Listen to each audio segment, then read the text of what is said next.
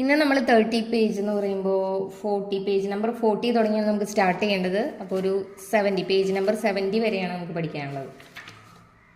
നമുക്കവിടെ ഒന്ന് മാർക്ക് ചെയ്ത് വെക്കാം. പേജ് നമ്പർ 70 അത് നമ്മൾ പെട്ടെന്ന് തന്നെ കംപ്ലീറ്റ് ചെയ്യും. 30 പേജസ്.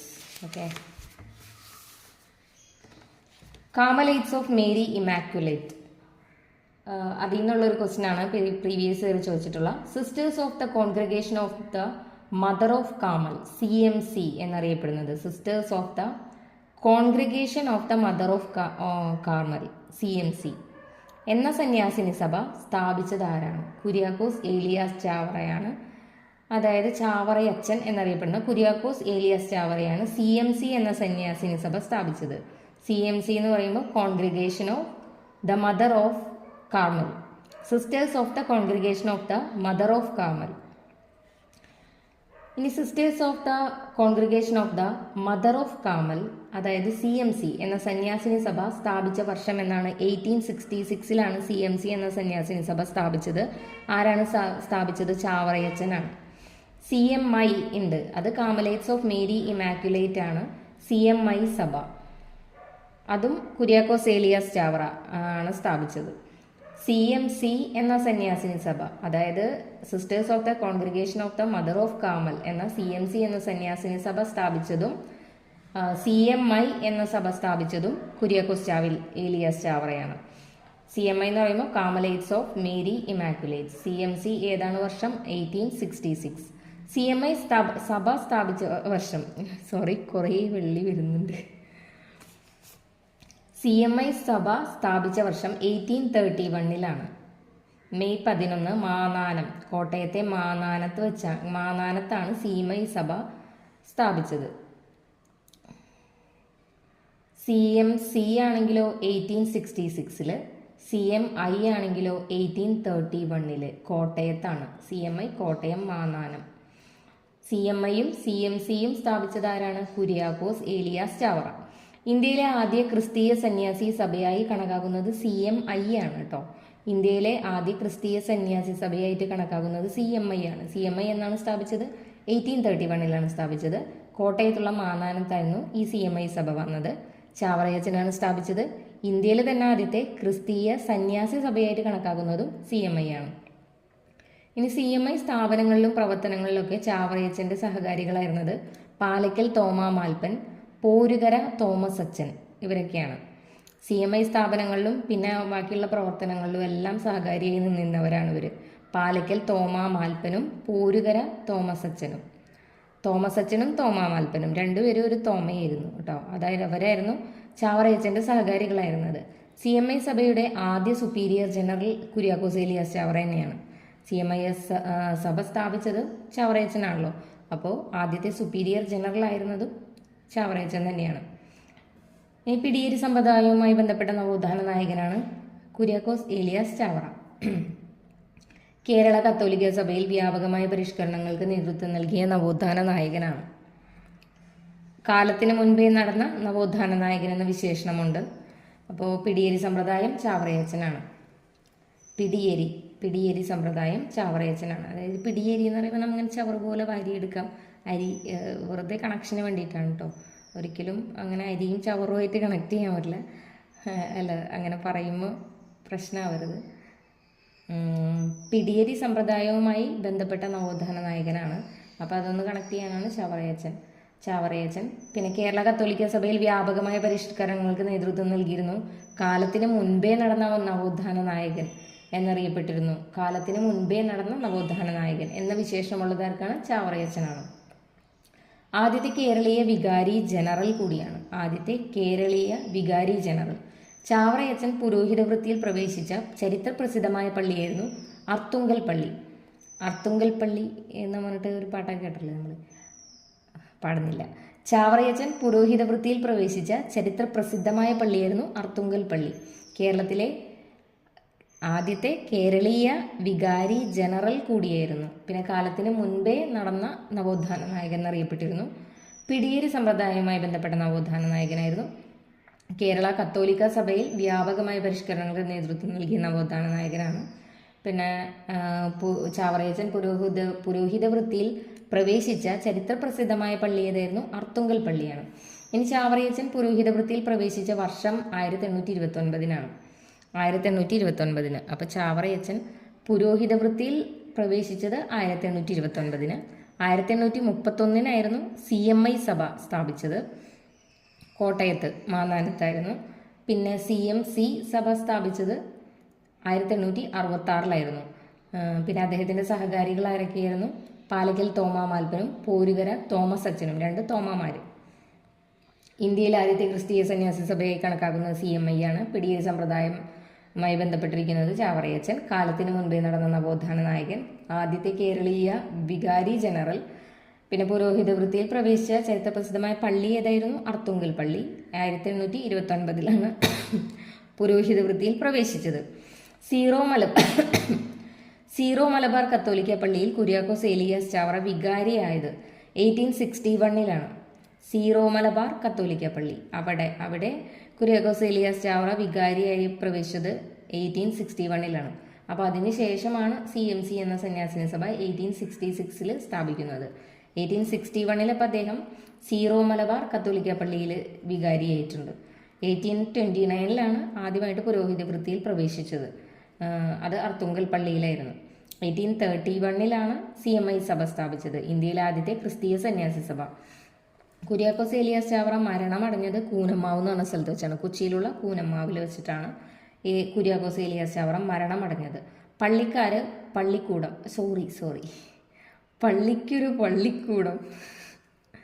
പള്ളിക്കൊരു പള്ളിക്കൂടം എന്ന സമ്പ്രദായം കൊണ്ടുവന്നത് കുര്യാക്കോസ് ഏലിയാസ് ചാവറയാണ്. പള്ളിക്കൊരു പള്ളിക്കൂടം.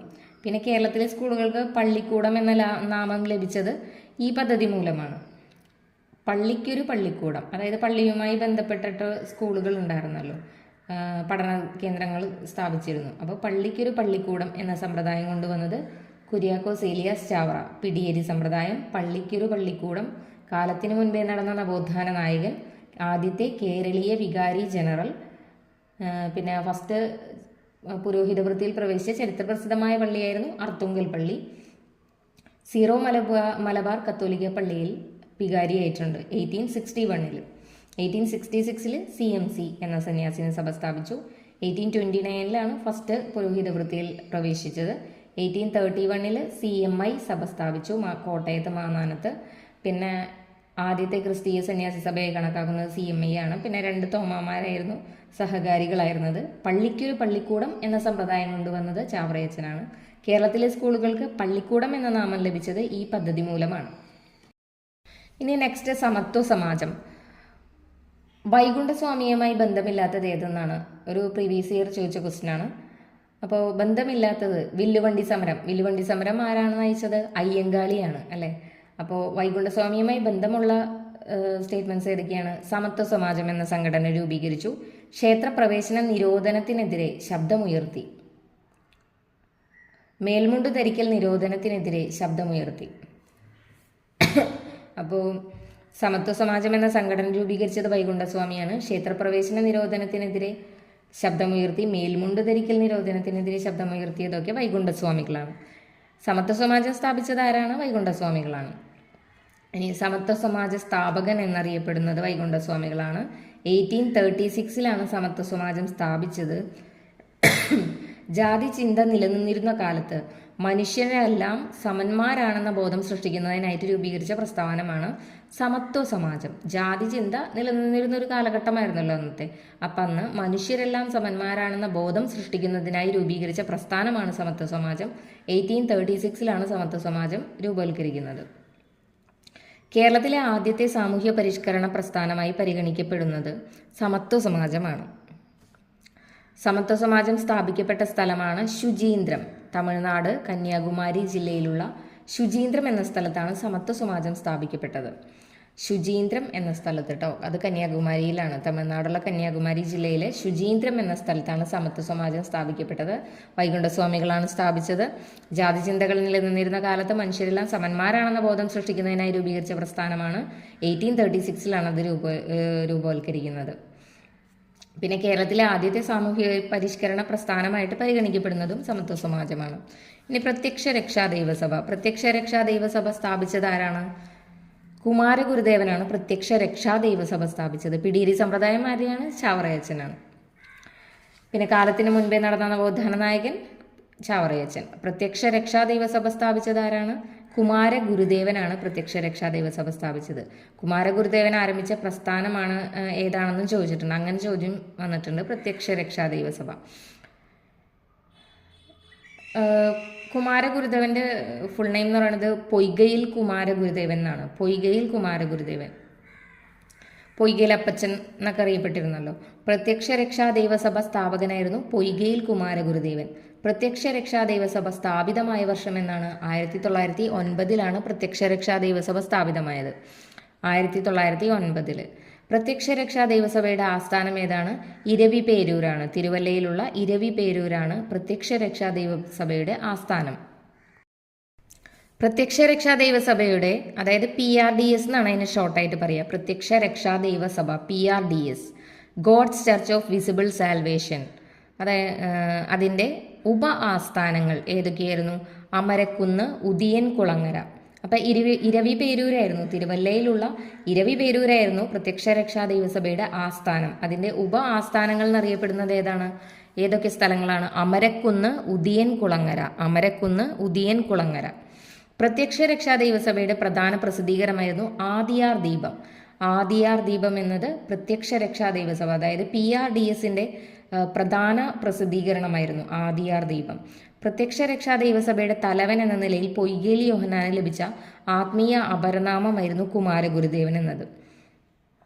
പ്രത്യക്ഷ രക്ഷാ ദൈവസഭയുടെ തലവൻ എന്ന നിലയിൽ പൊയ്കേൽ യോഹന്നാന് ലഭിച്ച ആത്മീയ അപരനാമമായിരുന്നു കേട്ടോ ഈ കുമാരഗുരുദേവൻ. അപ്പോൾ പ്രത്യക്ഷ രക്ഷാ ദൈവസഭയുടെ സ്ഥാപകനാണ് പൊയ്കയിൽ കുമാരഗുരുദേവൻ, അതായത് പൊയ്കയിൽ യോഹന്നാൻ എന്നായിരുന്നു പേര്. അദ്ദേഹത്തിന് ലഭിച്ച ആത്മീയ അപരനാമമായിരുന്നു കുമാരഗുരുദേവൻ. പ്രത്യക്ഷ രക്ഷാ ദൈവസഭ അല്ലെങ്കിൽ PRDS സ്ഥാപിതമായ വർഷം എന്നാണ്? 1909. 1909 ഇരവി പേരൂര് ആയിരുന്നു ആസ്ഥാനം, തിരുവല്ലയിൽ. ഉപാസ്ഥാനം അമരക്കുന്ന്, ഉദിയൻ കുളങ്ങര. 1909 സ്ഥാപിതമായത്. ഈ 1909 തന്നെ നമ്മൾ അയ്യങ്കാളിയുടെ ഒരു കാര്യം പറഞ്ഞിട്ടുണ്ടായിരുന്നു. ഒരു കർഷക സമരം നടത്തിയിരുന്നു അയ്യങ്കാളി. സംഘടിത കർഷക സമരം നടത്തിയത് എന്നായിരുന്നു? 1909. അതുപോലെ അതായത് 1907 പിന്നെ അദ്ദേഹം സ്ഥാപിച്ചതായിരുന്നു എന്തായിരുന്നു? മറന്നുപോയില്ല, പെട്ടെന്ന് കിട്ടുന്നില്ല. അരയ സമാജം സ്ഥാപിച്ചിട്ടുണ്ടായിരുന്നു. അത് പണ്ഡിറ്റ് KP കറുപ്പനാണ്. സാധുജന പരിപാലന സംഘം. സാധുജന പരിപാലന സംഘം 1907 സ്ഥാപിച്ചിട്ടുണ്ടായിരുന്നു. അരയ സമാജം 1907 അരയ സമാജം പണ്ഡിറ്റ് KP കറുപ്പനായിരുന്നു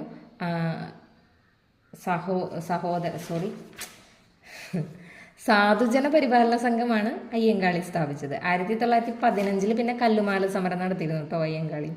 അതൊക്കെ ഒന്ന് ജസ്റ്റ് ഓർത്തെടുക്കാൻ വേണ്ടിയിട്ട്. നമ്മൾ പിന്നെ അത് മറന്നുപോലും ഇങ്ങനെ കണക്ട് ചെയ്ത് പഠിച്ചാൽ.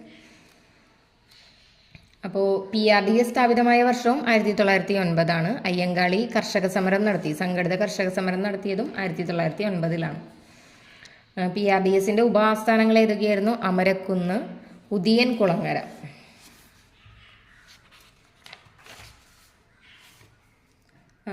ഇനി യോഗക്ഷേമ സഭ. ഇവിടെ ഒരു ബോക്സ് കൊടുത്തിരിക്കുന്നതാണ് കേട്ടോ ഈ ഓരോരുത്തരുടെയും. ഇപ്പോൾ യോഗക്ഷേമ സഭ VT ഭട്ടതിരിപ്പാടിൻ്റെ ആയിരുന്നു യോഗക്ഷേമ സഭ. സമത്വ സമാജമാരുടെ ആയിരുന്നു? വൈകുണ്ഠസ്വാമികളായിരുന്നു. തിരുവിതാംകൂർ ചേരമർ മഹാജനസഭ. Thiruvithamkoor Cheramar മഹാജനസഭ Pampady John Joseph. അത് നമ്മൾ ചേര പാമ്പാണല്ലോ, അപ്പം അങ്ങനെ കണക്ട് ചെയ്യാറുണ്ട്. Thiruvithamkoor Cheramar മഹാജനസഭ Pampady John Joseph. പിന്നെ പ്രത്യക്ഷ രക്ഷാ ദൈവസഭ അല്ലെങ്കിൽ PRDS കുമാരഗുരുദേവൻ, പൊയ്കേൽ യോഹന്നാൻ എന്ന കുമാരഗുരുദേവൻ. ഇനി അടുത്തത് ശ്രീനാരായണ ധർമ്മ പരിപാലന യോഗം അല്ലെങ്കിൽ SNDP. വിവേകോദയം മാസികയുടെ സ്ഥാപകനാരായിരുന്നു? കുമാരനാശാനാണ് വിവേകോദയം മാസികയുടെ സ്ഥാപകൻ. ഇനി SNDPയുടെ സ്ഥാപകനാരാണ്? ശ്രീനാരായണ ഗുരുവാണ്. 1903 മെയ് 15 SNDP സ്ഥാപിതമായത്. 1078 ഇടവം 2 അത് മലയാള വർഷമുണ്ടോ? 1078 ഇടവം 2 1903 മെയ് 15 SNDP സ്ഥാപിതമായത്. സുനിശ്ചിതമായ ഭരണഘടനയും പ്രവൃത്തി പദ്ധതിയും കാലാകാലങ്ങളിൽ തിരഞ്ഞെടുപ്പ് സമ്പ്രദായങ്ങളുമുള്ള കേരളത്തിലെ ആദ്യത്തെ ജനകീയ സംഘടനയായിരുന്നു SNDP. അപ്പോൾ അതിന് സുനിശ്ചിതമായൊരു ഭരണഘടനയുണ്ടായിരുന്നു, പ്രവൃത്തി പദ്ധതികൾ ഉണ്ടായിരുന്നു, പിന്നെ കാലാകാലങ്ങളിൽ തിരഞ്ഞെടുപ്പ് നടത്തിയിരുന്നു. അങ്ങനെയുള്ള കേരളത്തിലെ ആദ്യത്തെ ജനകീയ സംഘടനയായിരുന്നു SNDP. SNDPയുടെ ആസ്ഥാനം കൊല്ലത്താണ്. അതിൻ്റെ ആജീവനാന്ത അധ്യക്ഷനായിരുന്നത് ശ്രീനാരായണ ഗുരുവാണ്. ആദ്യ ഉപാധ്യക്ഷൻ ഡോക്ടർ പൽപ്പു ആയിരുന്നു. ആദ്യ സെക്രട്ടറി ആയിരുന്നു കുമാരനാശാൻ കേട്ടോ. ആദ്യത്തെ സെക്രട്ടറി ആയിരുന്നു കുമാരനാശാൻ. ഈ വിവേകോദയം മാസികയുടെ സ്ഥാപകനും കുമാരനാശാനാണ്. കുമാരനാശാൻ SNDPയുടെ ആദ്യ സെക്രട്ടറി ആയിരുന്നു. ഈ വിവേകോദയം എന്ന് പറയുന്നത് SNDPയുടെ ആദ്യ മുഖപത്രമാണ് വിവേകോദയം.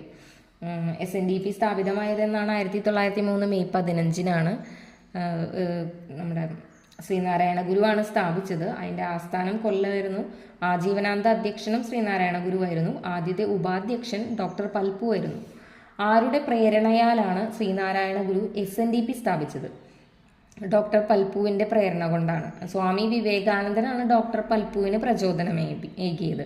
അങ്ങനെ ഈ ഡോക്ടർ പൽപ്പുവിൻ്റെ പ്രേരണയാലാണ് ശ്രീനാരായണ ഗുരു SNDP സ്ഥാപിച്ചത്. പൽപ്പുവിന് ആരാണ് പ്രചോദനമേകിയത്? സ്വാമി വിവേകാനന്ദൻ. പൽപ്പു ശ്രീനാരായണ ഗുരുവിന് പ്രേരണ നൽകി SNDP സ്ഥാപിക്കാനായിട്ട്. ശ്രീനാരായണ ഗുരു ശിവഗിരി മഠം സ്ഥാപിച്ചത് 1904 1905 SNDP. അതിന് തൊട്ട് മുന്നത്തെ വർഷം 1904 ശിവഗിരി മഠം സ്ഥാപിച്ചത്. ശ്രീനാരായണ ഗുരുവിൻ്റെ നേതൃത്വത്തിൽ 1904 രൂപീകൃതമായ സ്ത്രീ സമാജത്തിൻ്റെ അധ്യക്ഷയായിരുന്നു മാതാ പെരുമാൾ. അപ്പോൾ 1904 സ്ത്രീ സമാജം രൂപീകരിച്ചിട്ടുണ്ടായിരുന്നു ശ്രീനാരായണ ഗുരുവിൻ്റെ നേതൃത്വത്തിൽ. അതിൻ്റെ അധ്യക്ഷയായിരുന്നു മാതാ പെരുമാൾ. 1904 ശിവഗിരി മഠം സ്ഥാപിച്ചു. 1904 തന്നെയാണ് സ്ത്രീ സമാജം രൂപീകൃതമായത് ഗുരുവിൻ്റെ നേതൃത്വത്തിൽ. അതിൻ്റെ അധ്യക്ഷയായിരുന്നു മാതാ പെരുമാൾ. ഇനി വിവേകോദയത്തെക്കുറിച്ച് കുറച്ച് കാര്യങ്ങൾ കൊടുത്തിട്ടുണ്ട്. SNDPയുടെ ആദ്യത്തെ മുഖപത്രമായിരുന്നു വിവേകോദയം. വിവേകോദയം ആരംഭിച്ച വർഷം 1904 മെയ് 13 വിവേകോദയം ആരംഭിച്ചത്. 1904 മെയ് 13 ആരംഭിച്ചത്. SNDP എന്നാണ് ആരംഭിച്ചത്? 1905 മെയ് 15 ഇത് വിവേകോദയം 1904 മെയ് 13 1904 തന്നെയായിരുന്നു ശിവഗിരി മഠം. പിന്നെ സ്ത്രീ സമാജം സ്ഥാപിച്ചു. അതിൻ്റെ അധ്യക്ഷ മാതാ പെരുമാൾ. 1904 മെയ് 13 വിവേകോദയം ആരംഭിച്ചു. വിവേകോദയത്തിൻ്റെ സ്ഥാപകൻ കുമാരനാശാനായിരുന്നു. SNDPയുടെ ആദ്യത്തെ മുഖപത്രമായിരുന്നു വിവേകോദയം. 1904 വിവേകോദയം ആരംഭിച്ചപ്പോഴുള്ള ഔദ്യോഗിക പത്രാധിപർ ആരായിരുന്നു?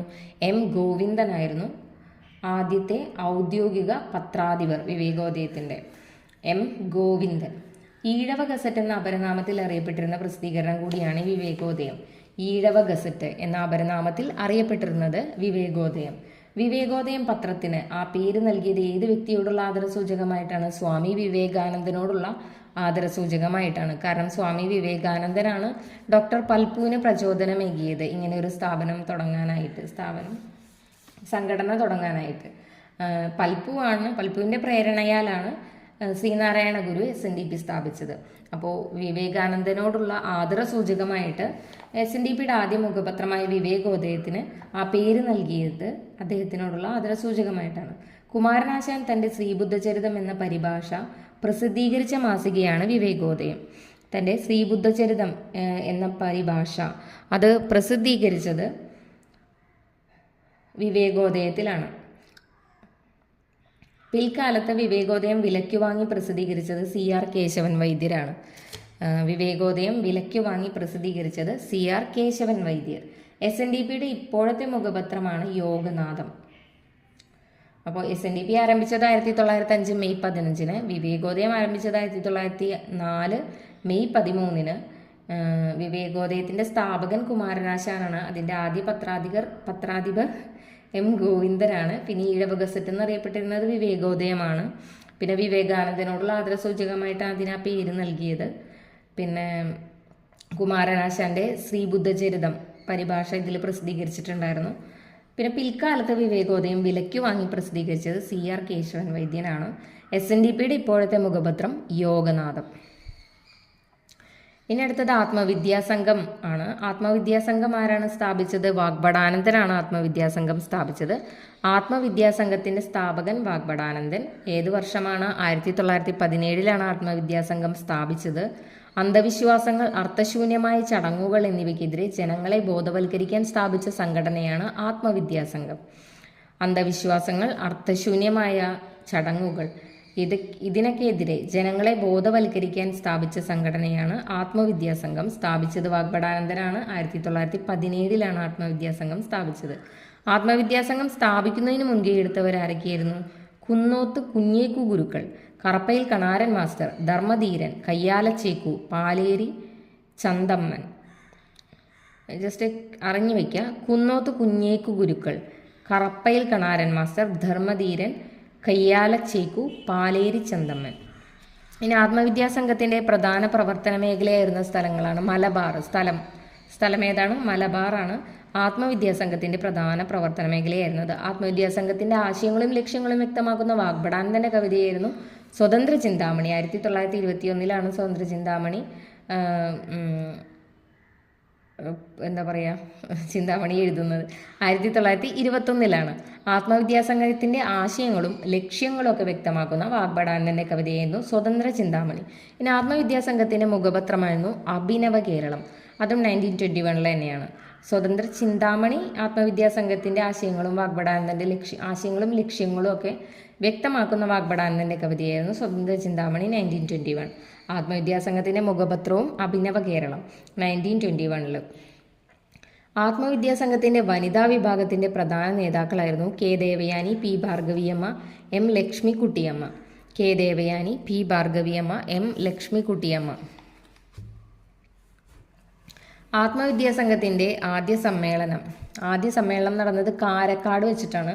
ആത്മവിദ്യാസംഘത്തിന്റെ ആദ്യ സമ്മേളനം നടക്കുന്നത് 1917 ആത്മവിദ്യാസംഘം സ്ഥാപിതമായത്. അന്ധവിശ്വാസങ്ങൾ, അർത്ഥശൂന്യമായ ചടങ്ങുകൾ എന്നിവയ്ക്കൊക്കെ എതിരെ പ്രവർത്തിക്കാനായിട്ടുള്ള സംഘടനയായിരുന്നു.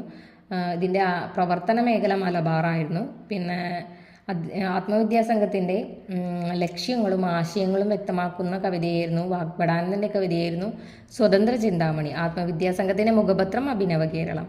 പിന്നെ ആത്മവിദ്യാസംഘത്തിൻ്റെ വനിതാ വിഭാഗത്തിൻ്റെ പ്രധാന നേതാക്കളായിരുന്നു K Devayani, P Bhargaviamma, M Lakshmikuttyamma. Devayani, Bhargavi, Lakshmikuttyamma. ആത്മവിദ്യാസംഘത്തിന്റെ ആദ്യ സമ്മേളനം നടന്നത് എവിടെയാണ്? കാരക്കാടാണ് ആദ്യ സമ്മേളനം നടന്നത്. വാഗ്ഭടാനന്ദന്റെ നേതൃത്വത്തിൽ ആത്മവിദ്യാ മഹോത്സവം നടന്നത് എവിടെയാണ്? പുന്നപ്രയിലാണ്. 1932 പുന്നപ്രയിലാണ് ആത്മവിദ്യാ മഹോത്സവം നടന്നത്. വാഗ്ഭടാനന്ദന്റെ നേതൃത്വത്തിൽ ആത്മവിദ്യാ മഹോത്സവം നടന്നത് എവിടെയാണ്? പുന്നപ്രയിൽ 1932. ആത്മവിദ്യാസംഘത്തിന്റെ ആദ്യ സമ്മേളനം നടന്നത് കാരക്കാടാണ്. ആദ്യം ആത്മവിദ്യാ മഹോത്സവം നടന്നത് പുന്നപ്രയിലാണ് 1932. ആത്മവിദ്യാസംഘത്തിന്റെ മാനിഫെസ്റ്റോ എന്നറിയപ്പെടുന്ന കൃതിയാണ് ആത്മവിദ്യ. ആത്മവിദ്യാസംഘത്തിന്റെ മാനിഫെസ്റ്റോ എന്നറിയപ്പെടുന്ന കൃതിയാണ് ആത്മവിദ്യ.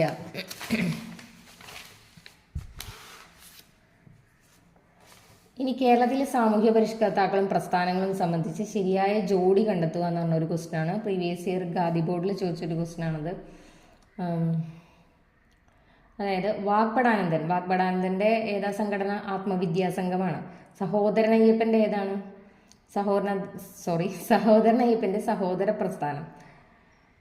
പിന്നെ വൈകുണ്ഠസ്വാമികളുടെ സമത്വ സമാജം. പിന്നെ വി.ടി. ഭട്ടതിരിപ്പാടിന്റെ യോഗക്ഷേമ സഭ. താഴെ പറയുന്നവയിൽ തെറ്റായ ബന്ധമാണ് ചോദിച്ചിരിക്കുന്നത്. നമുക്ക് ശരിയായത് പറയാം. അയ്യങ്കാളി സാധുജന പരിപാലന സംഘം. വക്കം അബ്ദുൽ ഖാദർ മൗലവി, തിരുവിതാംകൂർ മുസ്ലിം മഹാജനസഭ. വക്കം അബ്ദുൽ ഖാദർ മൗലവിയുടെയാണ് തിരുവിതാംകൂർ മുസ്ലിം മഹാജനസഭ വരുന്നത്. തിരുവിതാംകൂർ മുസ്ലിം മഹാജനസഭ മൗലവി വക്കം അബ്ദുൽ ഖാദർ മൗലവിയുടെ. വാഗ്ഭടാനന്ദൻ ഇതിൽ തെറ്റായിട്ടാണ് കൊടുത്തിരിക്കുന്നത്. ഏതാണ് വാഗ്ഭടാനന്ദന്റെ? ആത്മവിദ്യാസംഘമാണ്. ഇതിൽ സമത്വ സമാജമാണ് കൊടുത്തിരിക്കുന്നത്. സമത്വ സമാജം ആരുടെയാണ്? വൈകുണ്ഠസ്വാമികളുടെയാണ്. ചുവടെ കൊടുത്തിരിക്കുന്നവയിൽ നിന്ന് എ വിഭാഗത്തിന് ചോദിച്ചാൽ ബി വിഭാഗത്തിൽ നിന്ന് കണ്ടെത്തി എഴുതുക എന്ന് പറഞ്ഞ് കൊടുത്തിട്ടുണ്ട്. ഇതുപോലെ തന്നെ മാച്ച് ചെയ്യാനാണ്.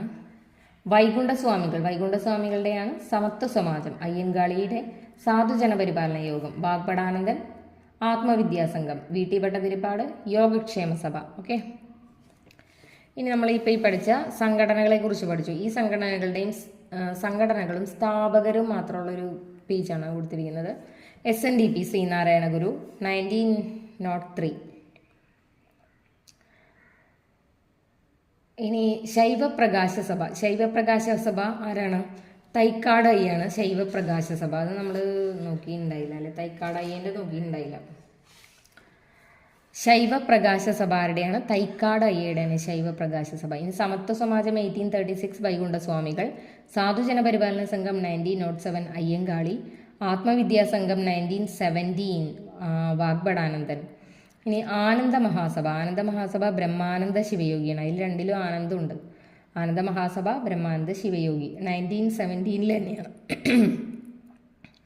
1918 കേട്ടോ. 1917 ആത്മവിദ്യാസംഘമായിരുന്നു. ആത്മവിദ്യാസംഘം വാഗ്ഭടാനന്ദൻ്റെയാണ്. ആനന്ദ മഹാസഭ 1918 അത് ബ്രഹ്മാനന്ദ ശിവയോഗിയുടെയാണ്. ഇനി സഹോദര സംഘം എന്ന് പറഞ്ഞ സംഘം, അത് സഹോദരൻ അയ്യപ്പൻ്റെയാണ് സഹോദര സംഘം. അതും 1917 ആണ്. അപ്പോൾ ആത്മവിദ്യാസംഘവും സഹോദര സംഘവും സെയിം ഇയർ ആയിരുന്നു. സഹോദര സംഘം ആരുടെയാണ്? സഹോദരൻ അയ്യപ്പൻ്റെയാണ്.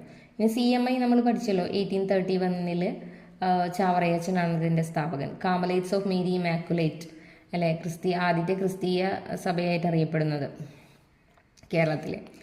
ഇനി അമലോത്ഭവ ദാസ സംഘം, sisters of the congregation of the mother of camel, CMC എല്ലാം കൊടുത്തിട്ടുണ്ട് കേട്ടോ. ഇതെല്ലാം ആരുടെയാണ്? കുര്യാക്കോസ് ഏലിയസ് ചാവറയച്ചൻ്റെയാണ്. CMC 1866 ഒരെണ്ണം നമ്മൾ പറഞ്ഞിട്ടുണ്ടായില്ല, അമലോത്ഭവ ദാസ സംഘം, അതും കുര്യാക്കോസ് ഏലിയസ് ചാവറയുടെയാണ്.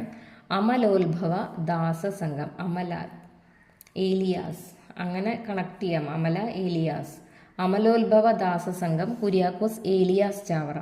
ഇനി പ്രത്യക്ഷ രക്ഷാ ദൈവസഭ നമ്മൾ പറഞ്ഞു, PRDS 1909 പൊയ്കേൽ യോഹന്നാനാണ്. 1909 തന്നെയാണ് അയ്യങ്കാളിയുടെ കർഷക സമരം നടന്നത്. ഇനി ഇസ്ലാം ധർമ്മ പരിപാലന സംഘം, കേരള മുസ്ലിം ഐക്യ സംഘം, അഖില തിരുവിതാംകൂർ മുസ്ലിം മഹാജനസഭ, അത് 1920 കേട്ടോ. അപ്പോൾ ഇതെല്ലാം വക്കം അബ്ദുൽ ഖാദർ മൗലവിയാണ്. തിരുവിതാംകൂർ മുസ്ലിം മഹാജനസഭ നമ്മൾ പറഞ്ഞിട്ടുണ്ടായിരുന്നു അല്ലേ, അത് വക്കം അബ്ദുൽ ഖാദർ മൗലവിൻ്റെയാണ്. ഇസ്ലാം ധർമ്മ പരിപാലന സംഘം, കേരള മുസ്ലിം ഐക്യ സംഘം, ഉണ്ട്. അഖില തിരുവിതാംകൂർ മുസ്ലിം മഹാജനസഭയുണ്ട്. അപ്പോൾ ഇതെല്ലാം വക്കം അബ്ദുൽ ഖാദർ മൗലവിയുടെയാണ്. ഇസ്ലാം ധർമ്മ പരിപാലന സംഘം, കേരള മുസ്ലിം ഐക്യ സംഘം, അഖില തിരുവിതാംകൂർ മുസ്ലിം മഹാജനസഭ, ഇതെല്ലാം Vakkom മൗലവിയുടെയാണ്. Thiruvithamkoor Ezhava Sabha, Malabar economic union, greater Ezhava association, അല്ലെങ്കിൽ മഹാ ഈഴവ സംഘം, അല്ലെങ്കിൽ ഈഴവ മഹാസഭ എന്നൊക്കെ പറയാലോ, ഗ്രേറ്റർ ഈഴവ അസോസിയേഷൻ, ഇതെല്ലാം doctor പൽപുവിൻ്റെയാണ്. Thiruvithamkoor Ezhava Sabha, Malabar economic union. അപ്പോൾ മറ്റെല്ലാം ഈഴവ വരുന്നുണ്ട്. മലബാർ ഇക്കണോമിക് യൂണിയൻ മാത്രമാണ് കുറച്ച് ഡിഫറെൻ്റ് ആയിട്ടുള്ള പേരല്ലേ. മലബാർ ഇക്കണോമിക് യൂണിയൻ എന്ന് പറയുന്നത് ഡോക്ടർ പൽപുവിൻ്റെയാണ് കേട്ടോ. അതുപോലെ തിരുവിതാംകൂർ ഈഴവ സഭ, ഗ്രേറ്റർ ഈഴവ അസോസിയേഷൻ, അതിനെ മഹാ ഈഴവ സംഘം അല്ലെങ്കിൽ ഈഴവ മഹാസഭ എന്നും പറയാം. ഇനി ഈഴവ അസോസിയേഷൻ, അത് TK മാധവനാണ്. 1902 ഈഴവ അസോസിയേഷൻ സ്ഥാപിച്ചത് TK മാധവൻ 1902. മഹാ ഈഴവ സംഘം അല്ലെങ്കിൽ Ezhava Mahasabha, Thiruvithamkoor Ezhava Sabha, Malabar economic union, greater Ezhava association, ഇതെല്ലാം ഡോക്ടർ പൽപുവിൻ്റെയാണ്. നായർ സർവീസ് സൊസൈറ്റിയാണ് NSS എന്നറിയപ്പെടുന്നത്. അത് 1914 NSS വരുന്നത്. Nair service society NSS 1914, Mannath പത്മനാഭനാണത് അതിൻ്റെ സ്ഥാപകൻ. പിന്നെ കല്യാണദായിനി സഭ, ജ്ഞാനോദയം സഭ, ഇതെല്ലാം നമ്മൾ നേരത്തെ പറഞ്ഞിട്ടുണ്ടായിരുന്നു. പണ്ഡിറ്റ് കറുപ്പൻ്റെ സുധർമ്മ സൂര്യോദയ സഭ, വംശോദ്ധാരിണി സഭ, അംശമല്ല കേട്ടോ, അരയ വംശോദ്ധാരിണി സഭ, അരയ സമാജം 1907. പിന്നെ അഖില കേരള അരയ മഹാസഭ, അത് 1922 അഖില കേരള അരയ മഹാസഭ. കൊച്ചിൻ പുലയ മഹാസഭ, അത് പണ്ഡിറ്റ് കറുപ്പൻ മാത്രമല്ല കൃഷ്ണാദിയാശാനും ഉണ്ടായിരുന്നു. കൊച്ചിൻ പുലയ മഹാസഭ 1913 കൊച്ചിൻ പുലയ മഹാസഭ, അത് പണ്ഡിറ്റ് കറുപ്പനും കൃഷ്ണാദിയാശാനും കൂടി ഉണ്ടായിരുന്നു. ഇനി സമസ്ത കേരളീയ അരയ മഹാജന യോഗം 1919 നമ്മൾ പറഞ്ഞാണ്, ഡോക്ടർ വേലുക്കുട്ടി അരയൻ. അരയ വംശ പരിപാലന യോഗം, അരയ സർവീസ് സൊസൈറ്റി, ഇതെല്ലാം ഡോക്ടർ വേലുക്കുട്ടി അരയൻ്റെയാണ്. സമസ്ത കേരളീയ അരയ മഹാജന യോഗം, അരയവംശ പരിപാലന യോഗം, അരയ സർവീസ് സൊസൈറ്റി, ഇതെല്ലാം എന്താണ്? ഡോക്ടർ വേലുക്കുട്ടി അരയൻ്റെയാണ്. 1919 സമസ്ത കേരളീയ അരയ മഹാജന യോഗം സ്ഥാപിക്കുന്നത്. കോഴിക്കോട് മഹാബോധി ബുദ്ധ മിഷൻ C കൃഷ്ണൻ്റെയാണ്. കോഴിക്കോട് മഹാബോധി ബുദ്ധ മിഷൻ ആരെയാണ്? C കൃഷ്ണൻ. ഇനി കോഴിക്കോട് മഹാബോധി ബുദ്ധ മിഷൻ അത് നമ്മൾ പറഞ്ഞു. റിപ്പീറ്റഡ് ആയിട്ട് വായിച്ചു പോയതാണ്. തിരുവിതാംകൂർ ചേരമർ മഹാസഭ 1921 ആരാണ്? Pampady John Joseph. ഇനി ചേരമൻ ദൈവസഭയുണ്ട്, അത് സോളമൻ മാർക്കോസ് ആണ്. അപ്പോൾ ചേരമൻ ദൈവസഭ സോളമൻ അങ്ങനെ കണക്ട് ചെയ്യാം, മാർക്കോസ് ആണ്. ഇനി ജാതി നാശിനി സഭ 1933 ആനന്ദ തീർത്ഥൻ. ജാതിക്ക് നമ്മളിങ്ങനെ തീർത്ഥം ചെയ്തു കൊടുത്തു, വെള്ളം അങ്ങനെ കണക്ട് ചെയ്താൽ മതി. ജാതി നാശിനി സഭ, അല്ലെങ്കിൽ ജാതി നശിച്ചു പോകില്ലേ, അപ്പം ആനന്ദത്തോടെ തീർത്ഥം തെളിച്ചു കൊടുത്തു. ജാതി നാശിനി സഭ 1933 ആനന്ദ തീർത്ഥനാണ്. ഇനി സനാതന ധർമ്മ വിദ്യാർത്ഥി സംഘം, അത് ആഗമാനന്ദ സ്വാമിയുടെയാണ്. സനാതന ധർമ്മ വിദ്യാർത്ഥി സംഘം ആഗമാനന്ദ സ്വാമികളുടെ. ഇനി ആത്മബോധോദയ സംഘമുണ്ട്, അത് ശുഭാനന്ദ ഗുരുദേവൻ്റെയാണ്. ആത്മബോധോദയ സംഘം ഇങ്ങനെ നല്ല ബോധം, നല്ല ബോധമൊക്കെ ഉണ്ടായപ്പോൾ നമുക്കൊരു ശുഭം നല്ലതായിട്ട് വരുമല്ലോ, അതാണ് ശുഭമായിട്ട് വരുമല്ലോ നല്ല ബോധം ഉണ്ടായെങ്കിൽ. അപ്പോൾ ആത്മബോധോദയ സംഘം ശുഭാനന്ദ ഗുരുദേവൻ.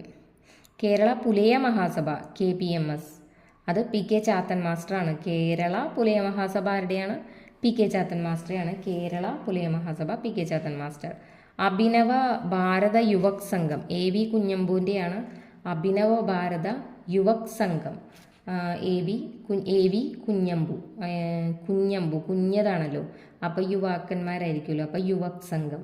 അഭിനവ ഭാരത യുവക് സംഘം AV കുഞ്ഞമ്പു.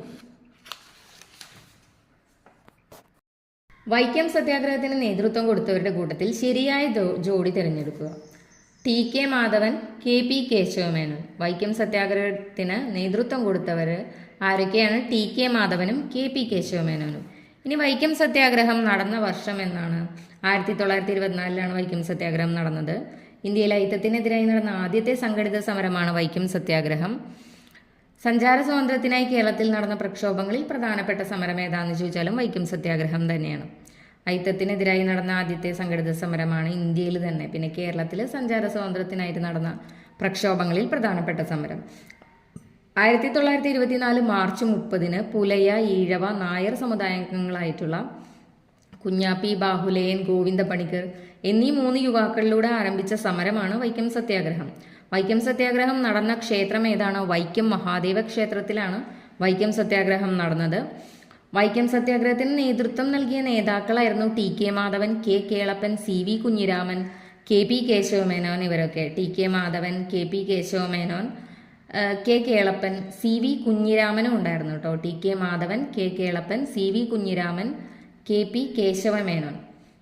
വൈക്കം സത്യാഗ്രഹത്തിന്റെ പ്രധാന നേതാവ് ആരാണെന്ന് ചോദിച്ചാൽ TK മാധവനാണ്. അയിത്തോച്ചാടനത്തിനെതിരെ പ്രമേയം പാസാക്കിയ കോൺഗ്രസ് സമ്മേളനം ഏതായിരുന്നു? കാക്കിനട സമ്മേളനമായിരുന്നു. 1923 നടന്ന കാക്കിനട സമ്മേളനമാണ് അയിത്തോച്ചാടനത്തിനെതിരെ പ്രമേയം പാസാക്കിയ കോൺഗ്രസ് സമ്മേളനം. പ്രമേയം പാസാക്കാൻ മുൻകൈ എടുത്തത് TK മാധവനായിരുന്നു. അപ്പോൾ വൈക്കം സത്യാഗ്രഹത്തിന്റെ പ്രധാന നേതാവും TK മാധവനായിരുന്നു. പ്രമേയം പാസാക്കാൻ മുൻകൈ എടുത്തത് ഈ കാക്കിനട കോൺഗ്രസ് സമ്മേളനത്തിൽ പാസാക്കിയ അയിത്തോച്ചാടനത്തിനെതിരെയുള്ള പ്രമേയം പാസാക്കാൻ മുൻകൈ എടുത്തതും TK മാധവനായിരുന്നു. കാക്കിനട കോൺഗ്രസ് സമ്മേളനം എന്നായിരുന്നു? 1923. വൈക്കം സത്യാഗ്രഹത്തിന് നേതൃത്വം കൊടുത്ത പ്രധാനപ്പെട്ട നേതാക്കൾ ആരൊക്കെയായിരുന്നു? TK Madhavan, K Kelappan, KP Kesava Menon, CV Kunhiraman. Vaikom സത്യാഗ്രഹത്തെ പിന്തുണച്ചുകൊണ്ട് സവർണജാഥയ്ക്ക് നേതൃത്വം നൽകിയത് മന്നത്ത് പത്മനാഭനായിരുന്നു. വൈക്കം സത്യാഗ്രഹത്തിന്റെ ഭാഗമായി തിരുവനന്തപുരത്തേക്കാണ് സവർണജാഥ നയിച്ചത്. ആരാണ് നയിച്ചത്? മന്നത്ത് പത്മനാഭനാണ്. വൈക്കം സത്യാഗ്രഹവുമായി ബന്ധപ്പെട്ട് വൈക്കത്തു നിന്നും തിരുവനന്തപുരത്തേക്കാണ് സവർണജാഥ നയിച്ചത്.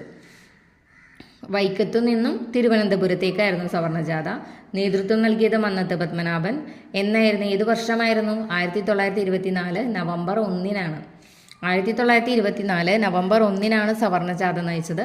വൈക്കത്ത് നിന്ന് തിരുവനന്തപുരത്തേക്കായിരുന്നു. ഇനി സവർണജാഥ സംഘടിപ്പിക്കപ്പെട്ടത് ഗാന്ധിജിയുടെ നിർദ്ദേശപ്രകാരമായിരുന്നു. അപ്പം നാഗർകോവിലിൽ കോട്ടാർ എന്ന് പറഞ്ഞ സ്ഥലത്ത് നിന്നും തിരുവനന്തപുരത്തേക്ക് സവർണജാഥ നയിച്ച വ്യക്തിയായിരുന്നു ഡോക്ടർ ME നായിഡു. നാഗർകോവിലിൽ നിന്നും, അതായത് കോട്ടാറിൽ നിന്നും തിരുവനന്തപുരത്തേക്ക് സവർണജാഥ നയിച്ച വ്യക്തിയായിരുന്നു ഡോക്ടർ ME നായിഡു. വൈക്കത്ത് നിന്നും തിരുവനന്തപുരത്തേക്ക് സവർണജാഥ നയിച്ചത് മന്നത്ത് പത്മനാഭനായിരുന്നു. 1924 നവംബർ 1 സവർണജാഥ സംഘടിപ്പിക്കപ്പെട്ടത്. ഗാന്ധിജിയുടെ നിർദ്ദേശപ്രകാരമാണ് സവർണജാഥ സംഘടിപ്പിക്കപ്പെട്ടത്.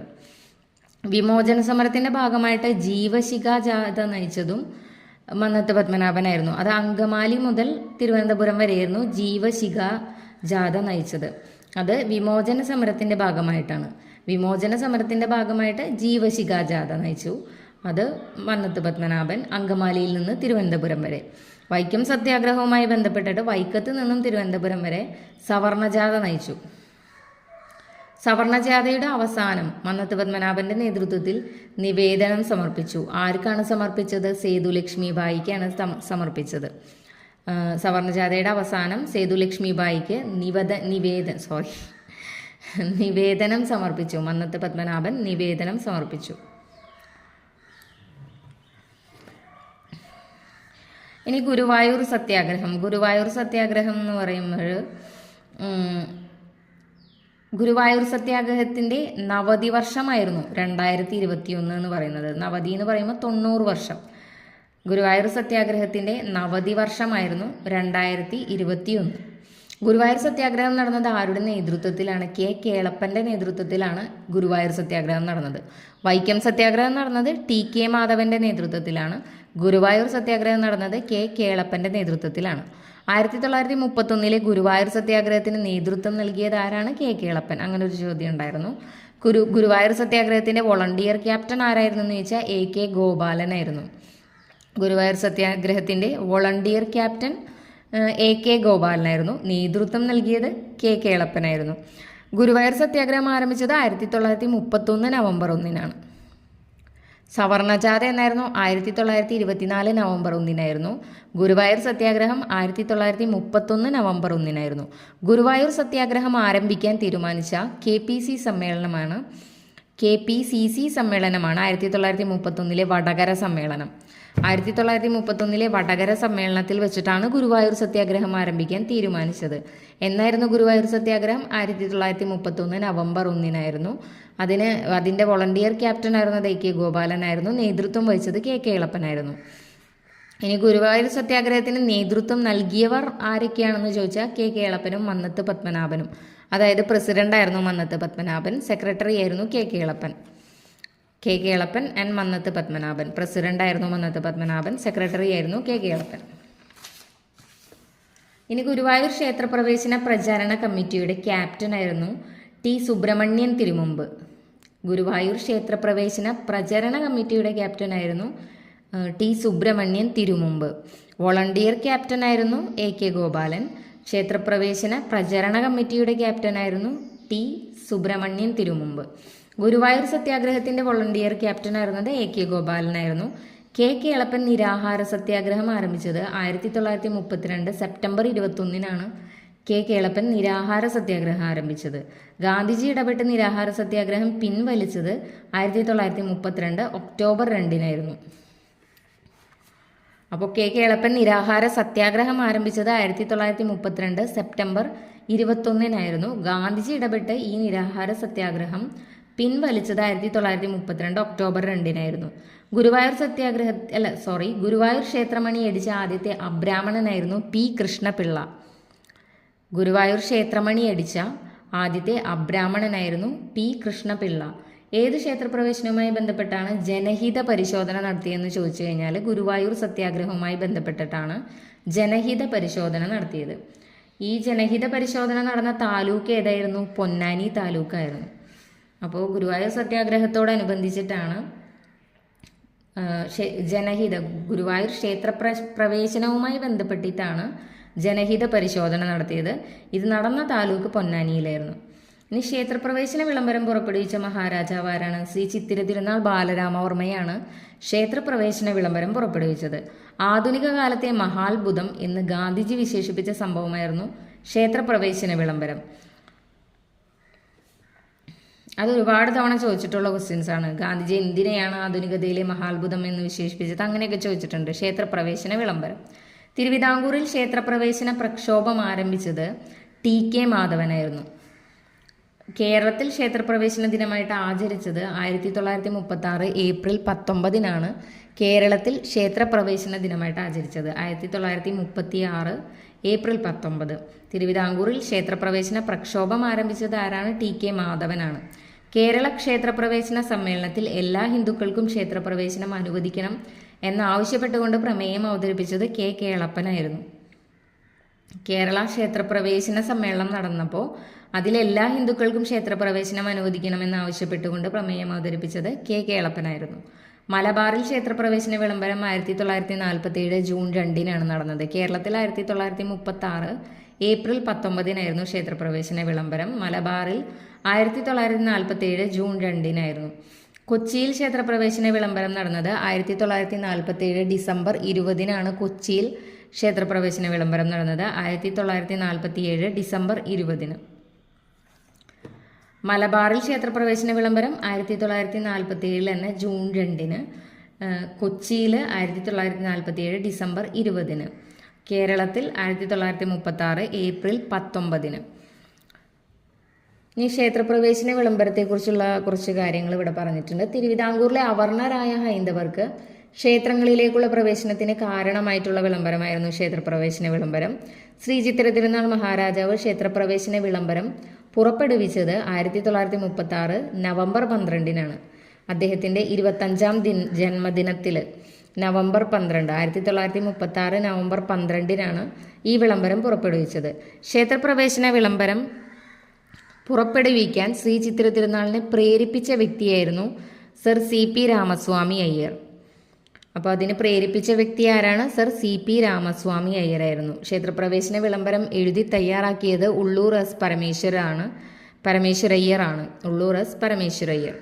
ഇനി ആധുനിക തിരുവിതാംകൂറിൻ്റെ മാഗ്ന കാർട്ട എന്നറിയപ്പെടുന്നത് ക്ഷേത്രപ്രവേശന വിളംബരമാണ്. കേരളത്തിൻ്റെ മാഗ്ന കാർട്ട എന്നറിയപ്പെടുന്നതും ക്ഷേത്രപ്രവേശന വിളംബരമാണ്. ആധുനിക കാലത്തെ മഹാത്ഭുതം, ജനങ്ങളുടെ ആധ്യാത്മിക വിമോചനത്തിൻ്റെ ആധികാരിക രേഖയായ സ്മൃതി എന്നിങ്ങനെയൊക്കെ ക്ഷേത്രപ്രവേശന വിളംബരത്തെ വിശേഷിപ്പിച്ചത് ഗാന്ധിജിയാണ്. ഗാന്ധിജി എങ്ങനെയൊക്കെയാണ് വിശേഷിപ്പിച്ചത്? ആധുനിക കാലത്തെ മഹാത്ഭുതം, ജനങ്ങളുടെ ആധ്യാത്മ വിമോചനത്തിൻ്റെ ആധികാരിക രേഖയായ സ്മൃതി, ഇങ്ങനെയൊക്കെ ക്ഷേത്രപ്രവേശന വിളംബരത്തെ വിശേഷിപ്പിച്ചത് ഗാന്ധിജിയാണ്. ഗാന്ധിജി തൻ്റെ അവസാന കേരള സന്ദർശനത്തെ ഒരു തീർത്ഥാടനം എന്ന് വിശേഷിപ്പിച്ചത് ക്ഷേത്രപ്രവേശന വിളംബരത്തിൻ്റെ പശ്ചാത്തലത്തിലാണ്. ആധുനികകാലത്തെ ഏറ്റവും അഹിംസാത്മകവും രക്തരഹിതവുമായ വിപ്ലവം എന്ന് ക്ഷേത്രപ്രവേശന വിളംബരത്തെ വിശേഷിപ്പിച്ചത് C രാജഗോപാലാചാരിയാണ്. ആധുനികകാലത്തെ ഏറ്റവും അഹിംസാത്മകവും രക്തരഹിതവുമായ വിപ്ലവം എന്ന് ക്ഷേത്രപ്രവേശന വിളംബരത്തെ വിശേഷിപ്പിച്ചത് ആരാണ്? C രാജഗോപാലാചാരിയാണ്. ക്ഷേത്രപ്രവേശന വിളംബരത്തെ തിരുവിതാംകൂറിൻ്റെ സ്പിരിച്വൽ മാഗ്ന കാർട്ട എന്ന് വിശേഷിപ്പിച്ചത് TK വേലുപ്പിള്ളയാണ്. തിരുവിതാംകൂറിൻ്റെ സ്പിരിച്വൽ മാഗ്ന കാർട്ട എന്ന് വിശേഷിപ്പിച്ചത്, ക്ഷേത്രപ്രവേശന വിളംബരത്തെ സ്പിരിച്വൽ മാഗ്ന കാർട്ട എന്ന് വിശേഷിപ്പിച്ചത് ആരാണ്? TK വേലുപ്പിള്ളയാണ്.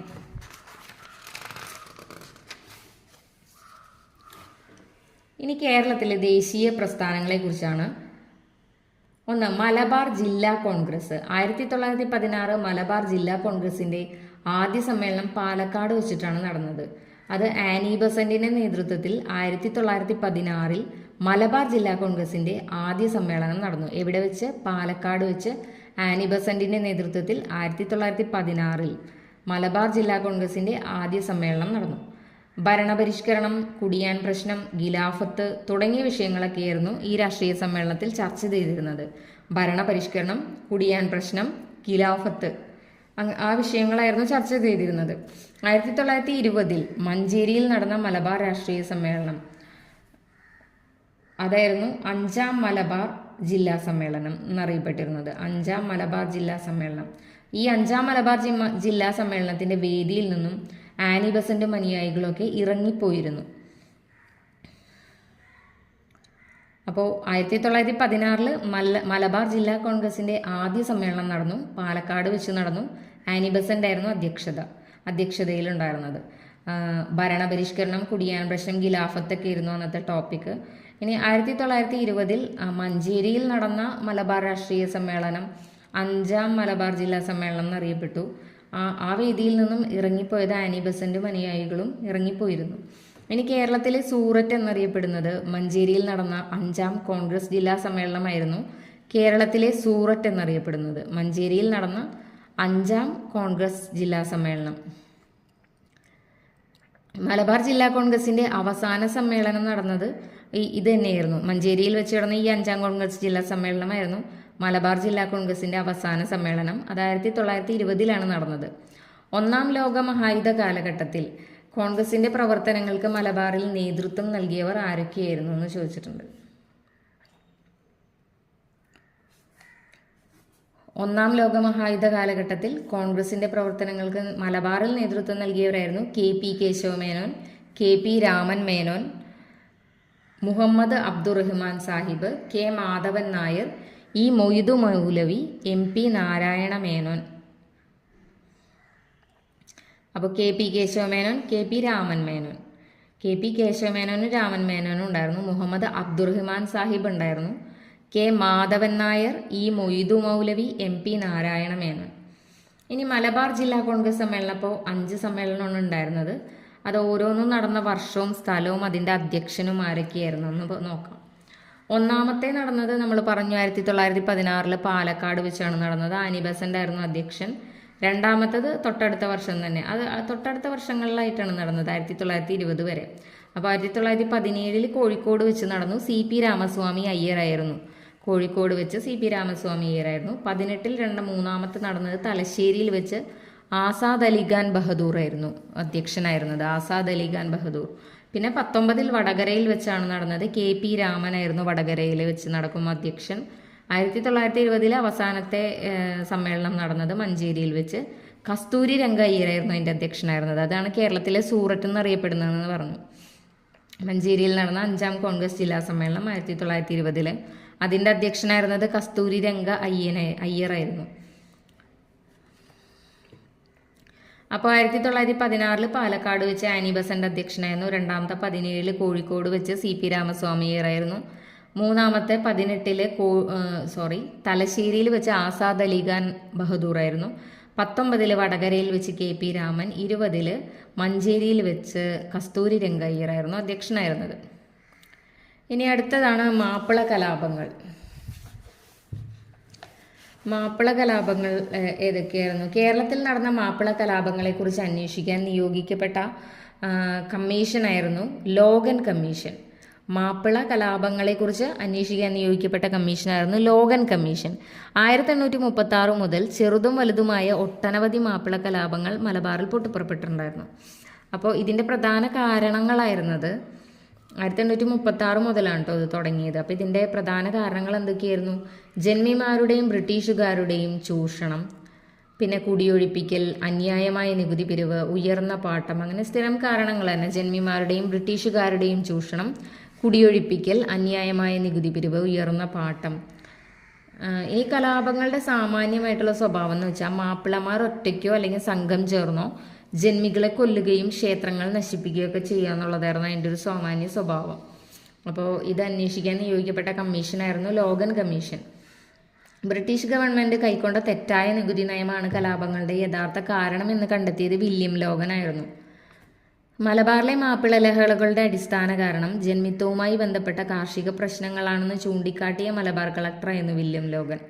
ഈ മാപ്പിള ലഹളകളുടെ അടിസ്ഥാന കാരണം എന്തായിരുന്നു? ജന്മിത്വവുമായി ബന്ധപ്പെട്ട കാർഷിക പ്രശ്നങ്ങളാണെന്ന് ചൂണ്ടിക്കാട്ടിയ മലബാർ കളക്ടറായിരുന്നു വില്യം ലോഗൻ. ജന്മിമാർ നിയമരഹിതമായി ബലം പ്രയോഗിച്ച് ഒഴിപ്പിക്കുന്നതിൽ നിന്നും കുടിയാന്മാർക്കു സംരക്ഷണം നൽകാൻ വേണ്ടി നിലവിൽ വന്ന ആക്റ്റാണ് മലബാർ കുടിയാൻ കുഴിക്കൂർ ചമയ ആക്ട്. അതായത് ജന്മിമാർ നിയമരഹിതമായിട്ട് ബലം പ്രയോഗിപ്പിച്ച് ഒഴിപ്പിക്കുന്നതിൽ നിന്നും കുടിയന്മാർക്ക് സംരക്ഷണം നൽകാൻ വേണ്ടിയിട്ട് ഒരു ആക്ട് നിലവിൽ വന്നു. അതാണ് Malabar Kudiyan Kuzhikkoor Chamaya act. Malabar compensation for tenants improvements act. കലാപം അടിച്ചമർത്താനായി രൂപീകരിച്ച ഒരു പ്രത്യേക വിഭാഗം പോലീസ് സേനയായിരുന്നു മലബാർ സ്പെഷ്യൽ പോലീസ്. MSP എന്നറിയപ്പെടുന്ന മലബാർ സ്പെഷ്യൽ പോലീസ് ആയിരുന്നു ഇത് അടിച്ചമർത്താനായി രൂപീകരിച്ച പ്രത്യേക വിഭാഗം പോലീസ് സേന. തുടർച്ചയായി ഈ കലാപങ്ങളെക്കുറിച്ച് അന്വേഷിക്കാൻ ബ്രിട്ടീഷ് ഗവൺമെൻറ് നിയോഗിച്ച കമ്മീഷനായിരുന്നു വില്യം ലോഗൻ കമ്മീഷൻ. മാപ്പിള കലാപങ്ങളുമായി ബന്ധപ്പെട്ട് വധിക്കപ്പെട്ട മലബാർ കളക്ടറായിരുന്നു HV കൊനോലി. അത് 1855 വധിക്കപ്പെട്ടത്. HV കൊനോലി മലബാർ കലാപങ്ങളുമായി ബന്ധപ്പെട്ട് വധിക്കപ്പെട്ട കളക്ടറായിരുന്നു HV കൊനോലി. ഇനി മലബാർ കലാപത്തിൻ്റെ ഭാഗമായിട്ട് നടന്ന പ്രധാന സംഭവമായിരുന്നു പൂക്കോട്ടൂർ യുദ്ധം. മലബാർ കലാപത്തിൻ്റെ ഭാഗമായിട്ട് നടന്ന പ്രധാന സംഭവം ഏതായിരുന്നു? പൂക്കോട്ടൂർ യുദ്ധം. ഈ പൂക്കോട്ടൂർ സംഭവം ഏത് സമരവുമായി ബന്ധപ്പെട്ടെന്നും ചോദിച്ചിട്ടുണ്ട്. അതായത് മലബാർ കലാപവുമായിട്ട് ബന്ധപ്പെട്ടിരിക്കുന്നു. ഓക്കെ,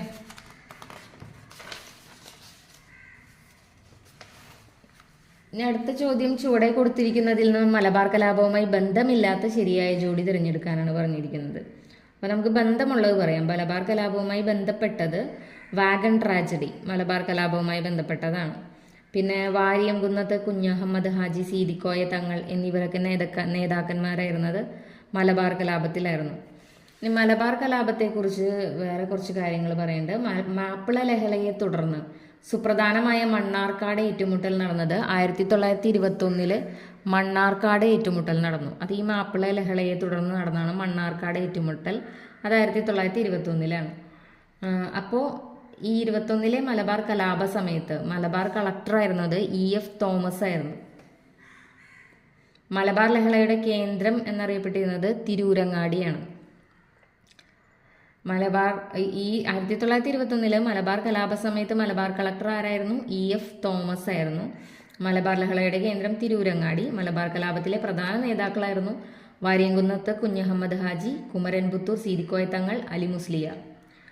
വാരിയംകുന്നത്ത് കുഞ്ഞഹമ്മദ് ഹാജി, കുമരൻപുത്തൂർ സീദിക്കോയ തങ്ങൾ, അലി മുസ്ലിയാർ ഇവരൊക്കെയായിരുന്നു പ്രധാന നേതാക്കൾ. മലബാർ ലഹളയെ തുടർന്ന് അധികാരത്തിൽ വന്ന താൽക്കാലിക ഗവൺമെന്റിന് നേതൃത്വം നൽകിയത് അലി മുസ്ലിയാർ ആയിരുന്നു. അലി മുസ്ലിയാർ. ഇനി പൂക്കോട്ടൂർ യുദ്ധം എന്താണ്? 1921 മലബാർ കലാപത്തിന്റെ ഭാഗമായി നടന്ന പ്രധാന സംഭവമാണ് പൂക്കോട്ടൂർ യുദ്ധം. മലബാർ കലാപകാലത്ത് നടന്ന പൂക്കോട്ടൂർ യുദ്ധത്തിന്റെ നേതാവായിരുന്നു വടക്കേ വീട്ടിൽ മുഹമ്മദ്. ഈ പൂക്കോട്ടൂർ യുദ്ധത്തിന് കാരണം എന്ന് വെച്ചാൽ പൂക്കോട്ടൂരിലുള്ള ഖിലാഫത്ത് കമ്മിറ്റിയുടെ സെക്രട്ടറിയായ വടക്കേ വീട്ടിൽ മുഹമ്മദിനെ മോഷണക്കുറ്റം ചുമത്തിയിട്ട് ബ്രിട്ടീഷ് പോലീസുകാർ അറസ്റ്റ് ചെയ്യാൻ ശ്രമിച്ചു. അതാണ് ഈ പൂക്കോട്ടൂർ യുദ്ധത്തിന് കാരണം. പൂക്കോട്ടൂർ യുദ്ധത്തിന്റെ നേതാവായിരുന്നു വടക്കേ വീട്ടിൽ മുഹമ്മദ്. അപ്പോൾ ഈ വടക്കേ വീട്ടിൽ മുഹമ്മദിനെ ഈ ഖിലാഫത്ത് കമ്മിറ്റിയുടെ സെക്രട്ടറി ആയിരുന്നു വടക്കേ വീട്ടിൽ മുഹമ്മദ്. ആളെ മോഷണക്കുറ്റം ചുമത്തി ബ്രിട്ടീഷ് പോലീസ് അറസ്റ്റ് ചെയ്യാൻ ശ്രമിച്ചു. അങ്ങനെയാണ് പൂക്കോട്ടൂർ യുദ്ധം ഉണ്ടാവുന്നത്. മലബാർ കലാപത്തെ ആദ്യത്തെ ആസൂത്രിതവും നേരിട്ടുള്ളതുമായ ആക്രമണം പൊട്ടിപ്പുറപ്പെട്ടത് പൂക്കോട്ടൂരിലായിരുന്നു. 1921 ഓഗസ്റ്റിലാണ് ഈ പൂക്കോട്ടൂർ യുദ്ധം പൊട്ടിപ്പുറപ്പെട്ടത്. മലബാർ കാലത്തെ ആദ്യത്തെ ആസൂത്രിതവും നേരിട്ടുള്ളതുമായ ആക്രമണമായിരുന്നത്. അതിൽ ഏകദേശം 3000 കലാപകാരികൾ ഉണ്ടായിരുന്നു. ഖിലാഫത്ത് നേതാവായിരുന്ന അലി മുസ്ലിയാരെ അറസ്റ്റ് ചെയ്തെന്നുള്ള തെറ്റായ വാർത്തയും അങ്ങനെ പരന്നു. അപ്പോൾ കലാപം വളരെ ശക്തമായിരുന്നു. അപ്പോൾ ഈ കലാപത്തെ അടിച്ചമർത്താൻ ആവശ്യമായ സൈനിക സഹായം മദ്രാസ് സർക്കാരിനോട് ആവശ്യപ്പെട്ട ജില്ലാ മജിസ്ട്രേറ്റ് ആയിരുന്നു തോമസ്. അപ്പോൾ ആ സമയത്തെ ഒരു മലബാർ കളക്ടറും EF തോമസ് തന്നെയായിരുന്നു. അപ്പോൾ സൈനിക സഹായം ആവശ്യപ്പെട്ട മദ്രാസ് സർക്കാരിനോട് ആവശ്യപ്പെട്ട ജില്ലാ മജിസ്ട്രേറ്റും തോമസ് ആയിരുന്നു. ഇനി യുദ്ധക്കപ്പലിന്റെ സാന്നിധ്യം കലാപകാരികളെ ഭയപ്പെടുത്തുമെന്ന ഉദ്ദേശത്തോടെ കോഴിക്കോട് തുറമുഖത്തെത്താൻ വേണ്ട സജ്ജീകരണം ചെയ്ത യുദ്ധക്കപ്പലാണ് കോമസ്. അപ്പോൾ ജില്ലാ മജിസ്ട്രേറ്റ് തോമസ് അങ്ങനെ സജ്ജീകരണമൊക്കെ ചെയ്ത യുദ്ധക്കപ്പലാണ് കോമസ്. ഇനി നമുക്ക് വാഗൺ ട്രാജഡിയുമായി ബന്ധപ്പെട്ട ക്വസ്റ്റ്യൻസ് നോക്കാം. മലബാർ കലാപവുമായി ബന്ധപ്പെട്ടുണ്ടായ തീവണ്ടി ദുരന്തമാണ് വാഗൺ ട്രാജഡി. മലബാർ കലാപവുമായി ബന്ധപ്പെട്ടുണ്ടായിരുന്ന തീവണ്ടി ദുരന്തമാണ് wagon tragedy. 1921 November 10 wagon tragedy നടന്നത്. 1921 നവംബർ 10 മലബാർ കലാപകാരികളെ ഗുഡ്സ് വാഗണിൽ നിറച്ച് തിരൂരിൽ നിന്ന് കോയമ്പത്തൂരിലേക്ക് കൊണ്ടുപോകുന്ന വഴി 72 പേർ ശ്വാസം മുട്ടിമരിച്ച സംഭവമാണ് വാഗൺ ട്രാജഡി. മലബാർ കലാപകാരികളെ ഗുഡ്സ് വാഗണിൽ നിറച്ച് തിരൂരിൽ നിന്ന് കോയമ്പത്തൂരിലേക്ക് കൊണ്ടുപോകുന്ന വഴി 72 പേർ ശ്വാസം മുട്ടി മരിച്ച സംഭവമാണ് wagon tragedy. Wagon tragedy report ചെയ്ത സ്റ്റേഷൻ പോത്തന്നൂർ സ്റ്റേഷനാണ്. പോത്തന്നൂർ. വാഗൺ ട്രാജഡിയെ the black hole of Pothanur എന്ന് വിശേഷിപ്പിച്ച ചരിത്രകാരനാണ് സുമിത് സർക്കാർ. വാഗൺ ട്രാജഡിയെ the black hole of Pothanur എന്ന് വിശേഷിപ്പിച്ച ചരിത്രകാരനാണ് സുമിത് സർക്കാർ. MSMLB 1711 എന്ന നമ്പറിന് കേരള സ്വാതന്ത്ര്യ സമര ചരിത്രത്തിലെ പ്രാധാന്യം എന്താണെന്ന് വെച്ചാൽ വാഗൺ ട്രാജഡി നടന്ന ഗുഡ്സ് വാഗണിൻ്റെ നമ്പറായിരുന്നു അത്. MSMLB 1711 എന്ന നമ്പർ. അതിന് കേരള സ്വാതന്ത്ര്യ സമര ചരിത്രത്തിലെ പ്രാധാന്യം എന്ന് വെച്ചാൽ വാഗൺ ട്രാജഡി നടന്ന ഗുഡ്സ് വാഗണിൻ്റെ നമ്പറായിരുന്നു.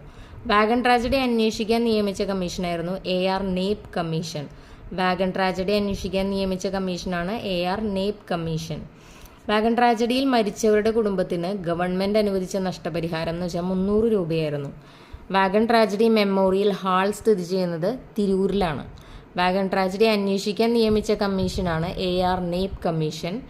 വാഗൺ ട്രാജഡിയിൽ മരിച്ചവരുടെ കുടുംബത്തിന് 300 രൂപയാണ് നഷ്ടപരിഹാരം അനുവദിച്ചത്. വാഗൺ ട്രാജഡി മെമ്മോറിയൽ ഹാൾ സ്ഥിതി ചെയ്യുന്നത് തിരൂരാണ്. മലബാർ കലാപം അന്വേഷിക്കാനായിട്ട് ഉള്ള കമ്മീഷനായിരുന്നു, ബ്രിട്ടീഷ് ഗവൺമെൻറ് നിയമിച്ച കമ്മീഷനായിരുന്നു വില്യം ലോഗൻ. വാഗൺ ട്രാജഡി അന്വേഷിക്കാനുള്ള കമ്മീഷനായിരുന്നു AR Knapp commission. Wagon tragedy memorial hall സ്ഥിതി ചെയ്യുന്നത് തിരൂരിലാണ്. ഇനി മലബാർ കലാപം എന്ന കൃതി രചിച്ചത് K. മാധവൻ നായരാണ്. മലബാർ കലാപം എന്ന കൃതി രചിച്ചത്. മലബാർ കലാപം പശ്ചാത്തലമാക്കി കുമാരനാശാൻ എഴുതിയ കവിതയായിരുന്നു ദുരവസ്ഥ. മലബാർ കലാപം പശ്ചാത്തലമാക്കി കുമാരനാശാൻ എഴുതിയ കവിതയാണ് ദുരവസ്ഥ. മലബാർ കലാപം എന്ന കൃതി രചിച്ചത് K. മാധവൻ നായരാണ്. ഖിലാഫത്ത് സ്മരണകൾ എന്ന പുസ്തകത്തിന്റെ രചയിതാവായിരുന്നു M. ബ്രഹ്മദത്തൻ നമ്പൂതിരിപ്പാട്. മലബാർ കലാപം പശ്ചാത്തലമാക്കി ഉറൂബ് എഴുതിയ കൃതിയാണ് സുന്ദരികളും സുന്ദരന്മാരും. അപ്പോൾ K. മാധവൻ നായരുടെ മലബാർ കലാപം എന്ന കൃതി ഉണ്ടായിരുന്നു. പിന്നെ മലബാർ കലാപം പശ്ചാത്തലമാക്കി കുമാരനാശാൻ എഴുതിയ കവിതയായിരുന്നു ദുരവസ്ഥ. ഖിലാഫത്ത് സ്മരണകൾ എന്ന പുസ്തകത്തിന്റെ രചയിതാവാണ് M. ബ്രഹ്മദത്തൻ നമ്പൂതിരിപ്പാട്. ഖിലാഫത്ത് സ്മരണകൾ M. ബ്രഹ്മദത്തൻ നമ്പൂതിരിപ്പാട്. മലബാർ കലാപം പശ്ചാത്തലമാക്കി ഉറൂബ് എഴുതിയ കൃതിയായിരുന്നു സുന്ദരികളും സുന്ദരന്മാരും. ഉറൂബിന്റെയാണ് സുന്ദരികളും സുന്ദരന്മാരും. കുമാരനാശാന്റെ ദുരവസ്ഥ, M. ബ്രഹ്മദത്തൻ നമ്പൂതിരിപ്പാടിന്റെ ഖിലാഫത്ത് സ്മരണകൾ, K. മാധവൻ നായരുടെ മലബാർ കലാപം. ഇനി നിയമലംഘന പ്രസ്ഥാനം, കേരളത്തിലെ നിയമലംഘന പ്രസ്ഥാനത്തെ പറ്റിയുള്ള ക്വസ്റ്റ്യൻസ് ആണ്. പയ്യന്നൂരിലെ ഉപ്പു സത്യാഗ്രഹത്തിൽ പങ്കെടുക്കാത്ത വ്യക്തി ആരായിരുന്നു എന്നാണ് ഇതിൽ ചോദിച്ചിരിക്കുന്നത്. അപ്പോൾ നമുക്ക് പങ്കെടുത്തവരെ കുറിച്ച് പറയാം. മുഹമ്മദ് അബ്ദുൾ റഹ്മാൻ, മൊയ്യാരത്ത് ശങ്കരൻ, P. കൃഷ്ണപിള്ള ഇവരൊക്കെയാണ് പങ്കെടുത്തവർ. പയ്യന്നൂരിലെ ഉപ്പു സത്യാഗ്രഹത്തിൽ പങ്കെടുത്തവരായിരുന്നു മുഹമ്മദ് അബ്ദുൾ റഹ്മാൻ, മൊയ്യാരത്ത് ശങ്കരൻ, പിന്നെ P. കൃഷ്ണപിള്ള. 1930 നിയമലംഘന പ്രസ്ഥാനത്തിന്റെ ഭാഗമായി K. കേളപ്പന്റെ നേതൃത്വത്തിൽ ഉപ്പ് നിയമം ലംഘിച്ച സ്ഥലം പയ്യന്നൂരാണ്. 1930 നിയമലംഘന പ്രസ്ഥാനത്തിന്റെ ഭാഗമായി കേരളത്തിൽ K. കേളപ്പന്റെ നേതൃത്വത്തിൽ ഉപ്പ് നിയമം ലംഘിച്ചത് പയ്യന്നൂർ വെച്ചിട്ടാണ്. ഉപ്പ് സത്യാഗ്രഹത്തിൽ പങ്കെടുത്തതിനെ തുടർന്ന് AKG അറസ്റ്റ് വരിച്ചത് 1930 അപ്പോൾ 1930 നിയമലംഘന പ്രസ്ഥാനത്തിന്റെ ഭാഗമായിട്ട് K. കേളപ്പൻ ഉപ്പ് നിയമം ലംഘിച്ചത് എവിടെ വെച്ചാണ്? പയ്യന്നൂർ വെച്ചിട്ടാണ്. ഉപ്പ് സത്യാഗ്രഹത്തിൽ പങ്കെടുത്തതിനെ തുടർന്ന് AKG അറസ്റ്റ് വരിച്ചത് 1930 തന്നെയാണ്. കോഴിക്കോട് ഉപ്പ് സത്യാഗ്രഹത്തിന് നേതൃത്വം നൽകിയത് മുഹമ്മദ് അബ്ദുൾ റഹ്മാൻ ആയിരുന്നു. കോഴിക്കോട് ഉപ്പ് സത്യാഗ്രഹത്തിന് നേതൃത്വം നൽകിയത് ആരാണ്? മുഹമ്മദ് അബ്ദുൾ റഹ്മാൻ. കേരളത്തിൽ നിയമലംഘന പ്രസ്ഥാനം ആരംഭിച്ചത് 1930 ഏപ്രിൽ 13 നിയമലംഘന പ്രസ്ഥാനം ആരംഭിച്ചത് 1930 ഏപ്രിൽ 13. കേരളത്തിലെ ഉപ്പ് സത്യാഗ്രഹ കേന്ദ്രങ്ങളായിരുന്നു പയ്യന്നൂർ, കണ്ണൂരുള്ള പയ്യന്നൂർ, കോഴിക്കോടുള്ള സ്ഥലം ബേപ്പൂര്. അപ്പോൾ പയ്യന്നൂർ കണ്ണൂരുള്ളതായിരുന്നു, ബേപ്പൂർ എന്ന് പറയുമ്പോൾ കോഴിക്കോട്. അപ്പോൾ ഇത് രണ്ടുമായിരുന്നു കേരളത്തിലെ ഉപ്പ് സത്യാഗ്രഹ കേന്ദ്രങ്ങൾ, പയ്യന്നൂരും ബേപ്പൂരും. കേരളത്തിലെ ഉപ്പ് സത്യാഗ്രഹത്തിന്റെ പ്രധാന വേദിയായത് പയ്യന്നൂരായിരുന്നു. രണ്ടാം ബർദോളി എന്നാണ് അറിയപ്പെട്ടിരുന്നത്. പയ്യന്നൂർ അറിയപ്പെട്ടിരുന്നത് രണ്ടാം ബർദോളി എന്നായിരുന്നു. ഇനി കേരളത്തിൽ ഉപ്പ് സത്യാഗ്രഹത്തിന് നേതൃത്വം നൽകിയത് K. Kelappan, K. Madhavan Nair, E. Moidu മൗലവി ഇവരായിരുന്നു. K. കേളപ്പൻ, K. മാധവൻ നായർ, പിന്നെ മൊയ്തു മൗലവി, E. മൊയ്തു മൗലവി ഇവരാണ് കേരളത്തിൽ ഉപ്പ് സത്യാഗ്രഹത്തിന് നേതൃത്വം നൽകിയത്. കോഴിക്കോട് കടപ്പുറത്ത് ഉപ്പ് സത്യാഗ്രഹത്തിന് നേതൃത്വം നൽകിയത് മുഹമ്മദ് അബ്ദുൾ റഹ്മാൻ, P. കൃഷ്ണപിള്ളയായിരുന്നു. അപ്പോൾ കേരളത്തിൽ ഉപ്പ് സത്യാഗ്രഹത്തിന് നേതൃത്വം നൽകിയത് ചോദിച്ചാൽ K. Kelappan, K. Madhavan Nair, E. Moidu മൗലവി. കോഴിക്കോട് കടപ്പുറത്ത് ഉപ്പ് സത്യാഗ്രഹത്തിന് നേതൃത്വം നൽകിയത് മുഹമ്മദ് അബ്ദുൾ റഹ്മാനും P. കൃഷ്ണപിള്ളയുമായിരുന്നു. ഇനി പാലക്കാട് നിന്നുള്ള ഉപ്പ് സത്യാഗ്രഹത്തിന് നേതൃത്വം നൽകിയത് TR കൃഷ്ണസ്വാമി അയ്യരാണ്. പാലക്കാട് നിന്നുള്ള ഉപ്പ് സത്യാഗ്രഹത്തിന് നേതൃത്വം നൽകിയത് TR കൃഷ്ണസ്വാമി അയ്യർ.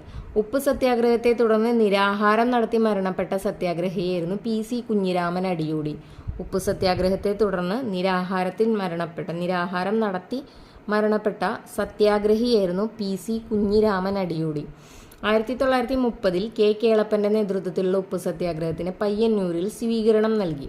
ഉപ്പ് സത്യാഗ്രഹത്തിൽ പങ്കെടുത്തതിനെ തുടർന്ന് AKG അറസ്റ്റ് വരിച്ചത് 1930. വരിക വരിക സഹചര്യം എന്ന് തുടങ്ങുന്ന ഗാനം ഏത് സത്യാഗ്രഹത്തിന്റെ മാർച്ച് ഗാനമാണ്? ഉപ്പ് സത്യാഗ്രഹത്തിന്റെ മാർച്ച് ഗാനമാണ്, മാർച്ചിങ് ഗാനമാണ് വരിക വരിക സഹചര്യം. ഇത് അംശി നാരായണ പിള്ളയുടെ വരികളാണ്. വരിക വരിക സഹചര്യം എന്നത് അംശി നാരായണ പിള്ളയുടെ വരികളാണ്. കേരളത്തിൽ ഉപ്പു സത്യാഗ്രഹത്തിൽ കെ കേളപ്പനോടും ഒപ്പം പങ്കെടുത്തത് 32 പേരാണ്. കെ കേളപ്പനോടൊപ്പം പങ്കെടുത്തത് 32 പേരാണ്. അതിൽ കെ കേളപ്പൻ്റെ നേതൃത്വത്തിൽ ഉപ്പു സത്യാഗ്രഹ ജാഥ ആരംഭിച്ചത് 1930 ഏപ്രിൽ 13-നാണ്. ഉപ്പു സത്യാഗ്രഹ ജാഥ പയ്യന്നൂരിലെത്തിയത് 1930 ഏപ്രിൽ 21-നാണ്. അപ്പോൾ ഉപ്പു സത്യാഗ്രഹ ജാഥ ആരംഭിച്ചത് 1930 ഏപ്രിൽ 13-നാണ്. അത് പയ്യന്നൂരിലെത്തിയത് 1930 ഏപ്രിൽ 21-നാണ്. ഇനി കെ കേളപ്പൻ്റെ നേതൃത്വത്തിൽ ഉപ്പു നിയമം ലംഘിച്ചത് 1930 ഏപ്രിൽ 23-നാണ് ഉപ്പു നിയമം ലംഘിച്ചത്. കേരളത്തിൽ ഉപ്പു സത്യാഗ്രഹം പോലീസ് അടിച്ചമർത്തിയത് 1930 മെയ് 12-നാണ്. ഉപ്പു സത്യാഗ്രഹം അടിച്ചമർത്തിയത് മെയ് 12-ന്. കെ കേളപ്പൻ അറസ്റ്റ് വരിച്ചതിന് ശേഷം ഉപ്പു സത്യാഗ്രഹത്തിന് നേതൃത്വം നൽകിയത് മൊയ്യാരത്ത് ശങ്കരനായിരുന്നു. അപ്പോൾ കെ കേളപ്പൻ അറസ്റ്റ് ചെയ്തതിന് ശേഷം ഉപ്പു സത്യാഗ്രഹത്തിന് നേതൃത്വം കൊടുത്തത് ആരായിരുന്നു? മൊയ്യാരത്ത് ശങ്കരനായിരുന്നു. ഉപ്പു സത്യാഗ്രഹ സ്മാരകം സ്ഥിതി ചെയ്യുന്നത് ഉളിയത്ത് കടവിലാണ്. പയ്യന്നൂരിലുള്ള ഉളിയത്ത് കടവിലാണ് ഉപ്പു സത്യാഗ്രഹ സ്മാരകം സ്ഥിതി ചെയ്യുന്നത്. ഇനി നിവർത്തന പ്രക്ഷോഭം. തിരുവിതാംകൂറിൽ നടന്ന രാഷ്ട്രീയ പ്രക്ഷോഭങ്ങളെ സംബന്ധിച്ച ശരിയായ പ്രസ്താവനയാണ് ഇതിൽ ചോദിച്ചിരിക്കുന്നത്. 1932 സംവരണം ആവശ്യപ്പെട്ട് ക്രിസ്ത്യൻ മുസ്ലിം ഈഴവ സമുദായം ചേർന്ന് നിവർത്തന പ്രക്ഷോഭം നടത്തി. അതാണ് ഇതിൽ ശരിയായ പ്രസ്താവന. നിവർത്തന പ്രക്ഷോഭം എന്നാണ് 1932 അത് സംവരണം ആവശ്യപ്പെട്ട് ക്രിസ്ത്യൻ മുസ്ലിം ഈഴവ സമുദായം ചേർന്ന് നടത്തിയ പ്രക്ഷോഭമായിരുന്നു. ഈഴവ സമുദായത്തിന്റെ അവകാശങ്ങൾ നേടിയെടുക്കുന്നതിനായിട്ട് 13,176 പേര് ഒപ്പിട്ട ഹർജി ഡോക്ടർ പൽപുവിന്റെ നേതൃത്വത്തിൽ 1896 സമർപ്പിച്ചു. 1891 GP പിള്ളയുടെ നേതൃത്വത്തിൽ 10,028 പേർ ഒപ്പിട്ട നിവേദനം ശ്രീമൂലം തിരുനാളിന് സമർപ്പിച്ചു. ഇനി താഴെ തന്നെ നൽകിയിരിക്കുന്നവരിൽ നിവർത്തന പ്രസ്ഥാനവുമായി ബന്ധപ്പെട്ടവർ ആരൊക്കെയാണെന്നാണ് ചോദിച്ചിരിക്കുന്നത്. NV Joseph, C Kesavan, TM Varghese ഇവരാണ് നിവർത്തന പ്രസ്ഥാനവുമായിട്ട് ബന്ധപ്പെട്ടവർ. നിവർത്തന പ്രസ്ഥാനവുമായി ബന്ധപ്പെട്ടവർ ആരൊക്കെയാണ്? NV Joseph, C Kesavan, TM Varghese. NV Joseph, C Kesavan, TM Varghese. സർക്കാർ ഉദ്യോഗങ്ങളിലും നിയമസഭയിലും ജനസംഖ്യാനുപാതികമായിട്ട് സംവരണം വേണമെന്നാവശ്യപ്പെട്ട് ക്രിസ്ത്യൻ മുസ്ലിം ഈഴവ സമുദായക്കാർ 1932 ആരംഭിച്ച പ്രക്ഷോഭമാണ് നിവർത്തന പ്രക്ഷോഭം. സർക്കാർ ഉദ്യോഗങ്ങളിലും നിയമസഭയിലും ജനസംഖ്യാനുപാതികമായിട്ട് സംവരണം വേണമെന്നാവശ്യപ്പെട്ട് ക്രിസ്ത്യൻ മുസ്ലിം ഈഴവ സമുദായക്കാർ 1932 ആരംഭിച്ച പ്രക്ഷോഭമാണ് നിവർത്തന പ്രക്ഷോഭം. ഈ നിവർത്തന പ്രക്ഷോഭത്തിന് പിന്നിൽ പ്രവർത്തിച്ച സംഘടനയായിരുന്നു അഖില തിരുവിതാംകൂർ സംയുക്ത രാഷ്ട്രീയ സമിതി. നിവർത്തന പ്രക്ഷോഭത്തിന്റെ പിന്നിൽ പ്രവർത്തിച്ച സംഘടന അഖില തിരുവിതാംകൂർ സംയുക്ത രാഷ്ട്രീയ സമിതി. അഖില തിരുവിതാംകൂർ സംയുക്ത രാഷ്ട്രീയ സമിതിയുടെ പ്രധാന നേതാക്കളായിരുന്നു C കേശവനും NV ജോസഫും. അഖില തിരുവിതാംകൂർ സംയുക്ത രാഷ്ട്രീയ സമിതിയുടെ പ്രധാന നേതാക്കന്മാരാരൊക്കെയായിരുന്നു? C Kesavan, NV Joseph.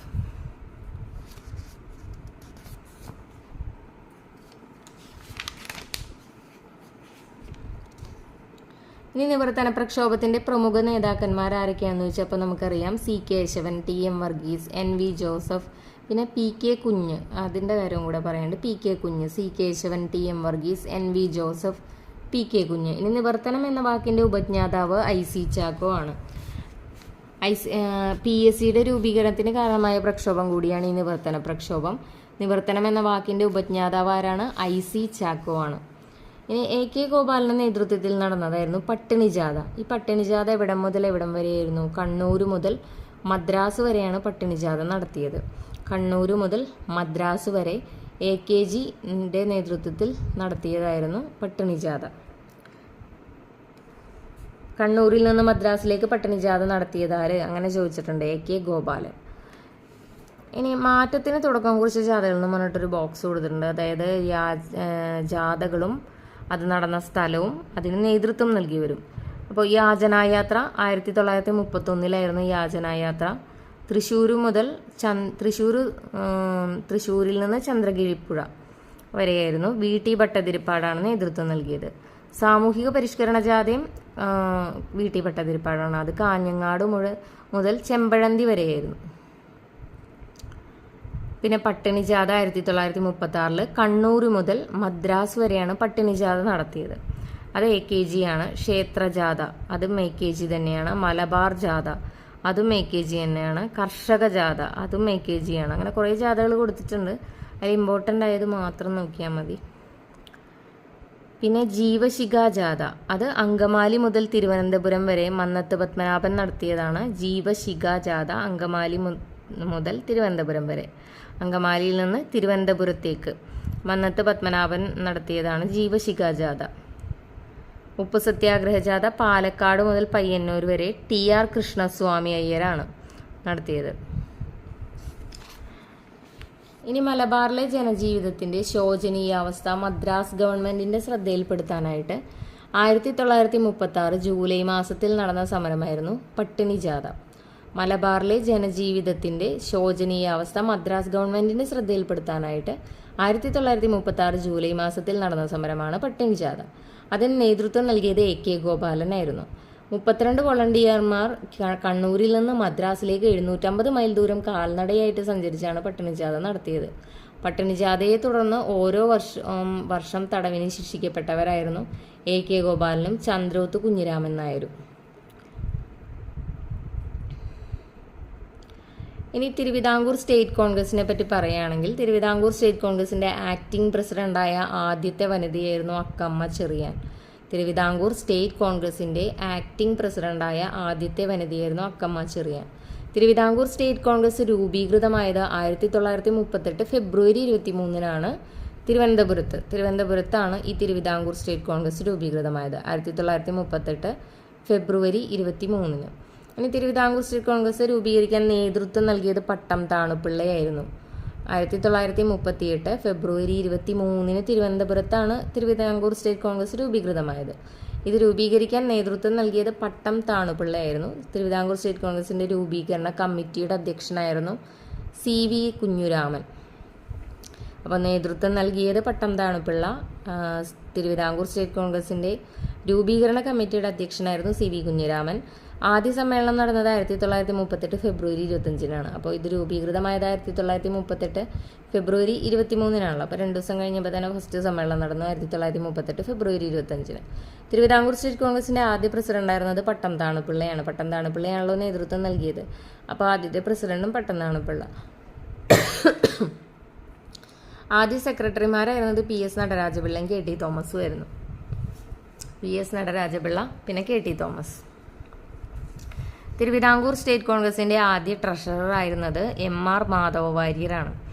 MR Madhava Warrier. Thiruvithamkoor state കോൺഗ്രസിൻ്റെ ലക്ഷ്യം എന്ന് വെച്ചാൽ ന്യൂനപക്ഷാവകാശ സംരക്ഷണത്തോടു കൂടിയുള്ള ഉത്തരവാദ ഭരണമായിരുന്നു. ന്യൂനപക്ഷാവകാശ സംരക്ഷണത്തോടു കൂടിയുള്ള ഉത്തരവാദ ഭരണമായിരുന്നു തിരുവിതാംകൂർ സ്റ്റേറ്റ് കോൺഗ്രസിൻ്റെ ലക്ഷ്യം. തിരുവിതാംകൂർ സ്റ്റേറ്റ് കോൺഗ്രസിൻ്റെ ആദ്യ വാർഷിക സമ്മേളന വേദി വട്ടിയൂർക്കാവാണ്. 1938 ഡിസംബർ 22-23 ടൈമിലായിരുന്നു ഇത് നടത്തിയത്. ആദ്യ വാർഷിക സമ്മേളന വേദിയാണ് വട്ടിയൂർക്കാവ്. തിരുവിതാംകൂർ സ്റ്റേറ്റ് കോൺഗ്രസിൻ്റെ ആക്ടിംഗ് പ്രസിഡന്റായ ആദ്യ വനിത അക്കാമ ചെറിയാൻ. അക്കാമ ചെറിയാൻ്റെ നേതൃത്വത്തിൽ സ്റ്റേറ്റ് കോൺഗ്രസ് ആക്ഷൻ കൗൺസിലിൻ്റെ വമ്പിച്ച പ്രകടനം തിരുവനന്തപുരത്ത് നടന്നു. അതെന്നാണ് 1938 തന്നെയാണ് അക്കമ്മ ചെറിയാൻ്റെ നേതൃത്വത്തിൽ സ്റ്റേറ്റ് കോൺഗ്രസ് ആക്ഷൻ കൗൺസിലിൻ്റെ വമ്പിച്ച പ്രകടനം നടന്നു തിരുവനന്തപുരത്ത്. അതെവിടെ ഏത് വർഷമാണ്? 1938.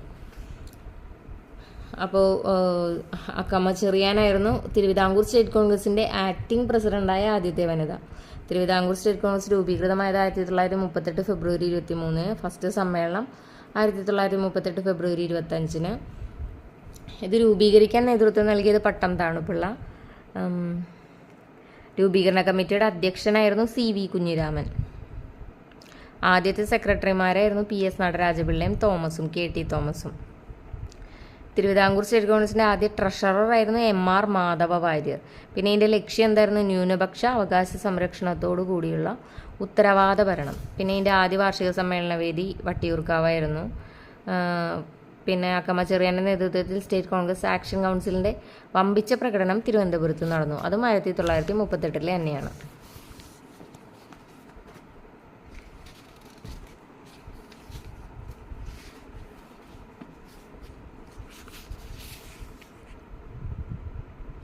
ഇനി 1936 ഇലക്ട്രിസിറ്റി സമരം സംഘടിപ്പിക്കപ്പെട്ടത്. ഇലക്ട്രിസിറ്റി സമരം, വൈദ്യുതി പ്രക്ഷോഭം എന്നറിയപ്പെടുന്നത് അത് തൃശ്ശൂരായിരുന്നു 1936. ഇലക്ട്രിസിറ്റി പ്രക്ഷോഭം നടന്നത് തൃശ്ശൂരാണ് 1936. ഈ തൃശ്ശൂരിൽ വൈദ്യുതി വിതരണം നടത്തുന്നതിന് ഒരു സ്വകാര്യ കമ്പനിക്ക് അനുവാദം നൽകിയ ദിവാനായിരുന്നു ഷൺമുഖം ചെട്ടി. അപ്പോൾ ആൾക്കെതിരായിട്ട് നടത്തിയ പ്രക്ഷോഭമാണ് വൈദ്യുതി പ്രക്ഷോഭം എന്നറിയപ്പെടുന്നത്. തൃശ്ശൂരിൽ വൈദ്യുതി വിതരണം നടത്തുന്നതിന് ഒരു സ്വകാര്യ കമ്പനിക്ക് അനുവാദം നൽകിയ ദിവാനായിരുന്നു ഷൺമുഖം ചെട്ടി. ആൾക്കെതിരെ നടത്തിയ പ്രക്ഷോഭമാണ് വൈദ്യുതി പ്രക്ഷോഭം 1936. ഈ തൃശ്ശൂരിൽ വൈദ്യുതി വിതരണം സ്വന്തമാക്കിയ കമ്പനിയായിരുന്നു മദ്രാസിലെ ചാന്ദ്രി കമ്പനി എന്ന് പറയുന്നതായിരുന്നു വൈദ്യുത വിതരണം സ്വന്തമാക്കിയ കമ്പനി. പിന്നീട് ഇത് തൃശ്ശൂർ കോർപ്പറേഷനാണ് ഏറ്റെടുത്തത്. മദ്രാസിലെ ചാന്ദ്രി കമ്പനിയായിരുന്നു ആദ്യം ഇത് സ്വന്തമാക്കിയത്, പിന്നീട് തൃശ്ശൂർ കോർപ്പറേഷൻ ഏറ്റെടുത്തു. വൈദ്യുതി പ്രക്ഷോഭം നടന്നത് 1936. കേരളത്തിലെ ജനകീയ സമരങ്ങളിലേക്ക് ക്രിസ്ത്യാനികൾ പങ്കെടുക്കാൻ തുടങ്ങിയ സമരമായിരുന്നു വൈദ്യുതി പ്രക്ഷോഭം. വൈദ്യുതി പ്രക്ഷോഭത്തിന് നേതൃത്വം നൽകിയത് AR മേനോനും ഇക്കണ്ടവാര്യരും ഈ ഉണ്ണിയാണ്. AR മേനോൻ, ഇക്കണ്ടവാര്യർ, ഈ ഉണ്ണി. അപ്പോൾ ക്രിസ്ത്യാനികൾ പങ്കെടുക്കാൻ തുടങ്ങിയ പ്രക്ഷോഭം കൂടിയാണ് ഈ വൈദ്യുതി പ്രക്ഷോഭം.